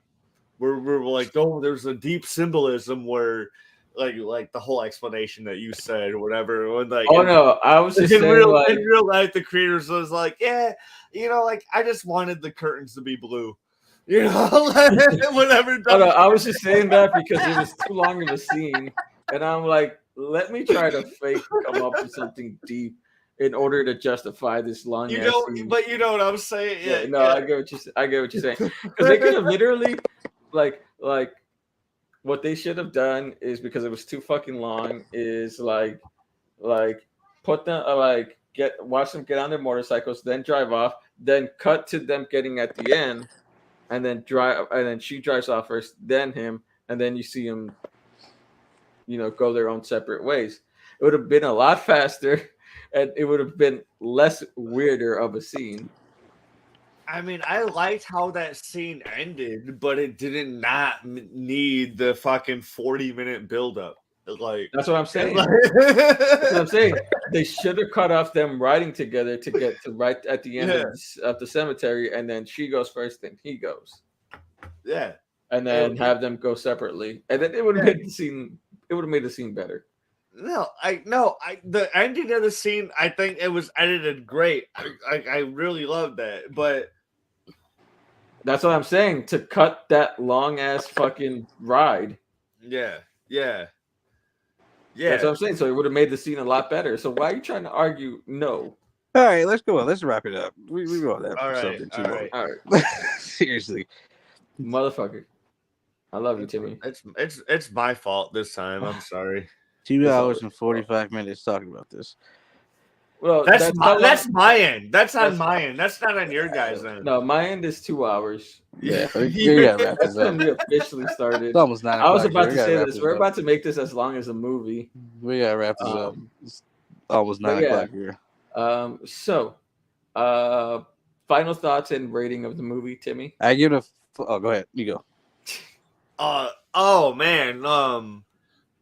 I didn't even know we were talking about a movie this whole time. I thought we were talking about the Batman animated series. All right, so I think it was fucking great. I loved it. I loved how they incorporated some horror elements into it. Just putting that fear in the camera, like I said earlier, you just got that sense that they already know that he's just like fucking terrifying. I like how he's just. The cops still don't know how to react to him. They're like, okay, you can come in, but they're side-eyeing him a little bit. Yeah, I don't know about you. Yeah, I love how he handled Gotham City. I think that they were able to capture everything with Penguin and all that illegal shit. I just loved how they did. Like, I can't wait to see the Penguin show. Because I want to see more of that world with him. Colin Farrell was really good in that movie. He provided some fucking laughs as well. We didn't bring that up when they were interrogating him. They were like, you know the difference between L and La? that was a funny scene. Another funny scene is when he's about to pull out his gun and then they drop his ass to the ground. They just like, oh, good cop versus bad shit cop. So Penguin was handled really well. I fucking love Falcone. I don't know. I just like this portrayal. John Turturro. Robert Pattinson is a great Batman. I don't give a fuck what anybody says. Edward Cullen did it. He was great. Yeah. So I give it a solid 8. 8.5. 8.5. Nice. I deducted a little bit because it could have been shaved about 20 minutes. But we could have shaved about 20 minutes. But I will say I've never been this excited about a Batman universe and a potential. Just based on this one movie, I'm just like, damn, I really just want more of this. I want to see Two-Face in the next one. I want to see how they handle Clayface, Poison Ivy. They can do all this shit. When I was talking to my boys in the locker room at work about this movie, I was all like, bro, I'm like, dude, this is better than the fucking Christian Bale shit, bro. Like, yeah, I will say that. I think I do like it more than I think I like it more than Dark Knight. I'm not one of those people who just retroactively hates Dark Knight. I fucking love Dark Knight. No, I love those movies. Love Dark Knight. I love those movies. I don't give a shit what anybody says. Nolan movies. I like those films, but they just don't feel like a I get complete that. I get that. Batman. It's not like It Batman. doesn't feel like It's complete like some rich Batman. dude just put on a suit and started Yeah. fighting criminals. I get It's that. the same thing with the Raimi Spider-Man movies. They don't feel like Spider-Man. Watch your mouth. But You know I'm right. no, Dude, I will never admit that. Now display. But dude, yeah, I just want don't more like of this world. I don't like the Raimi Spider-Man movies, but like it still does feel like Spider-Man. He It just does feels not like feel an like old Spider-Man. man. It feels He like just feels like an old man trying to be a teenager. Like that's the only fucking like thing. And like I don't know, like man. dude's like 45 fucking playing fucking 15. You I know, made that like joke last time. Shut up. But yeah, so I give it a solid 8.5. I just want more of this Nice. world. I think they can do a lot of different villains. Like I want to see Hugo Strange. I do like the ventriloquist. True. dude, that was one of the fucking bigger things of this movie. So I never knew. I don't know if this was a thing that they added into this universe, but I never knew that Martha Wayne was actually Martha Arkham until she married Bruce Wayne or Thomas Wayne. You didn't know that a woman before they were married had a different last name? I didn't know she was connected to the Arkham family or to the Arkham. Like, Yeah. that was a real big kicker. Like, Yeah, so I get was, what you mean. Yeah, that was pretty dope. So yeah. What would you rate it? Jimmy? I'll give this movie an 8.5. 8.5, like a really strong 8.5, like really heavy leaning towards a 9. All right. Nice. No final thoughts? I did have some, but I forgot them. Like when I was listening to Jake like talk about his stuff, and then when I brought up the whole Arkham shit, like then I really forgot a lot of my final thoughts, and I don't want to drag this show on longer than it needs to be, so I don't want to go back and remember them. If I do, I'll bring them up in a future episode that we're talking about later. Okay. Nice. Okay. I guess I'll give my final thoughts now since I'm the last person.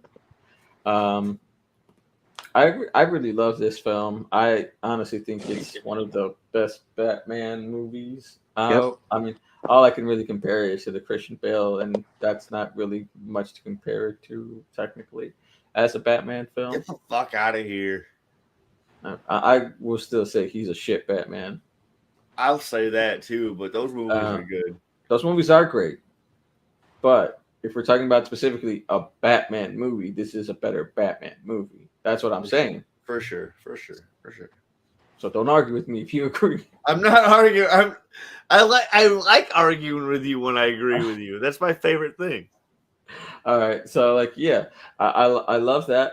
And then a thing that I really enjoyed about this movie that the other ones weren't able to do, they were still able to make it dark without it having to be really gritty like how the Christian Bale movies were.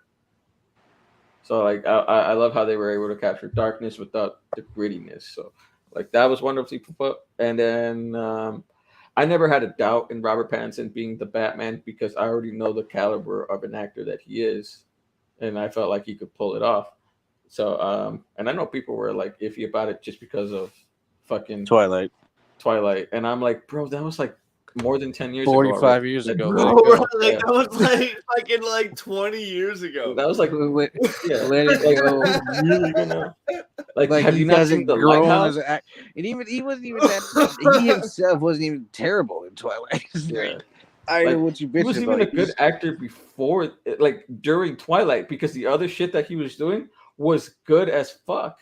Hey, even in Twilight, even if he did a shit job, he did what he was directed to do. But you know But what? He's He he did a did, great but the job director of in the told him he last did a to. great job of acting a shitty script. Here's he the thing actually about acting. Like he actually started. He actually showed a people little bit.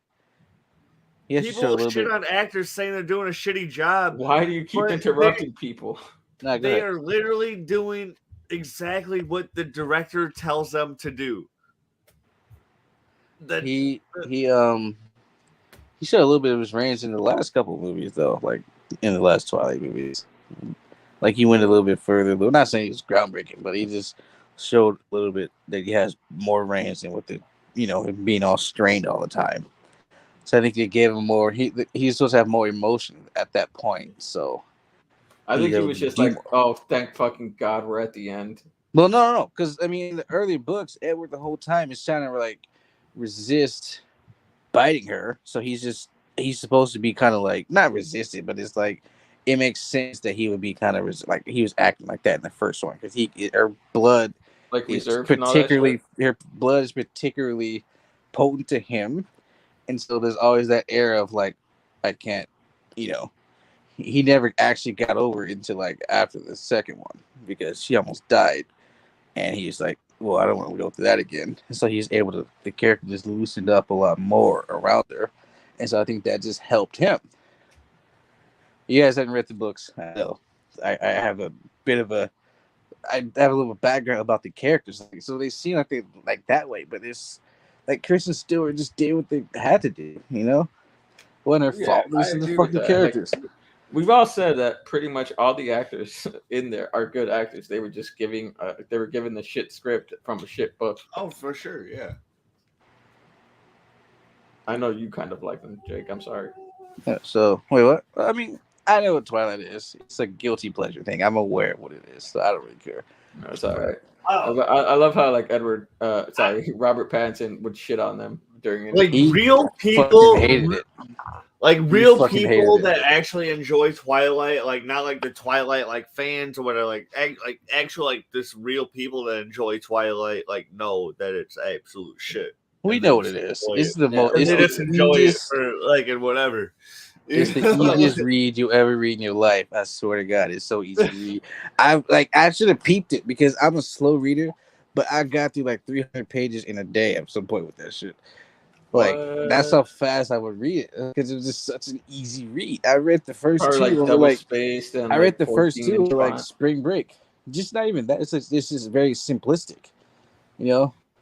Yeah. Like just Yeah. in terms of just reading it, it's just like I would it's a consider myself a slow reader too. So like when I read this one book, Gone. time Like out. I just want to I've Oh, say talked that I've Steph talked to you Curry, about this, Jake. Stephen Curry just willed their fucking team back. We were down by like 15, and he just put it on the back and said, "Fuck the Denver Nuggets," Hold on, and he just like hit a deep ass we're talking three. about too much shit. Let's wrap Okay, all no, this go shit ahead. up, No, go ahead. and then I okay. just want to say Let that. me go with my get out final of, thoughts and then. then we can talk about all this shit afterwards. Yeah. Let me finish up my final thoughts and Yeah, then you can go. So like yeah. like I said, Robert Pattinson, great actor. Watch The Lighthouse if you don't agree. It's hard to work with Willem Dafoe and still shine just as bright, and he managed to do it. So yeah. Also, I loved like he also does a great job of playing a tortured soul, and they kind of leaned on that with Bruce Wayne. So like that's I think you're muted. I can't hear you, Timmy. I talked in silence. I said you're Oh, my tortured soul, but oh, I whispered it. oh okay, okay. But yeah, like he plays the tortured soul very well, and this was the aspect that they were going with Bruce Wayne, and he did it.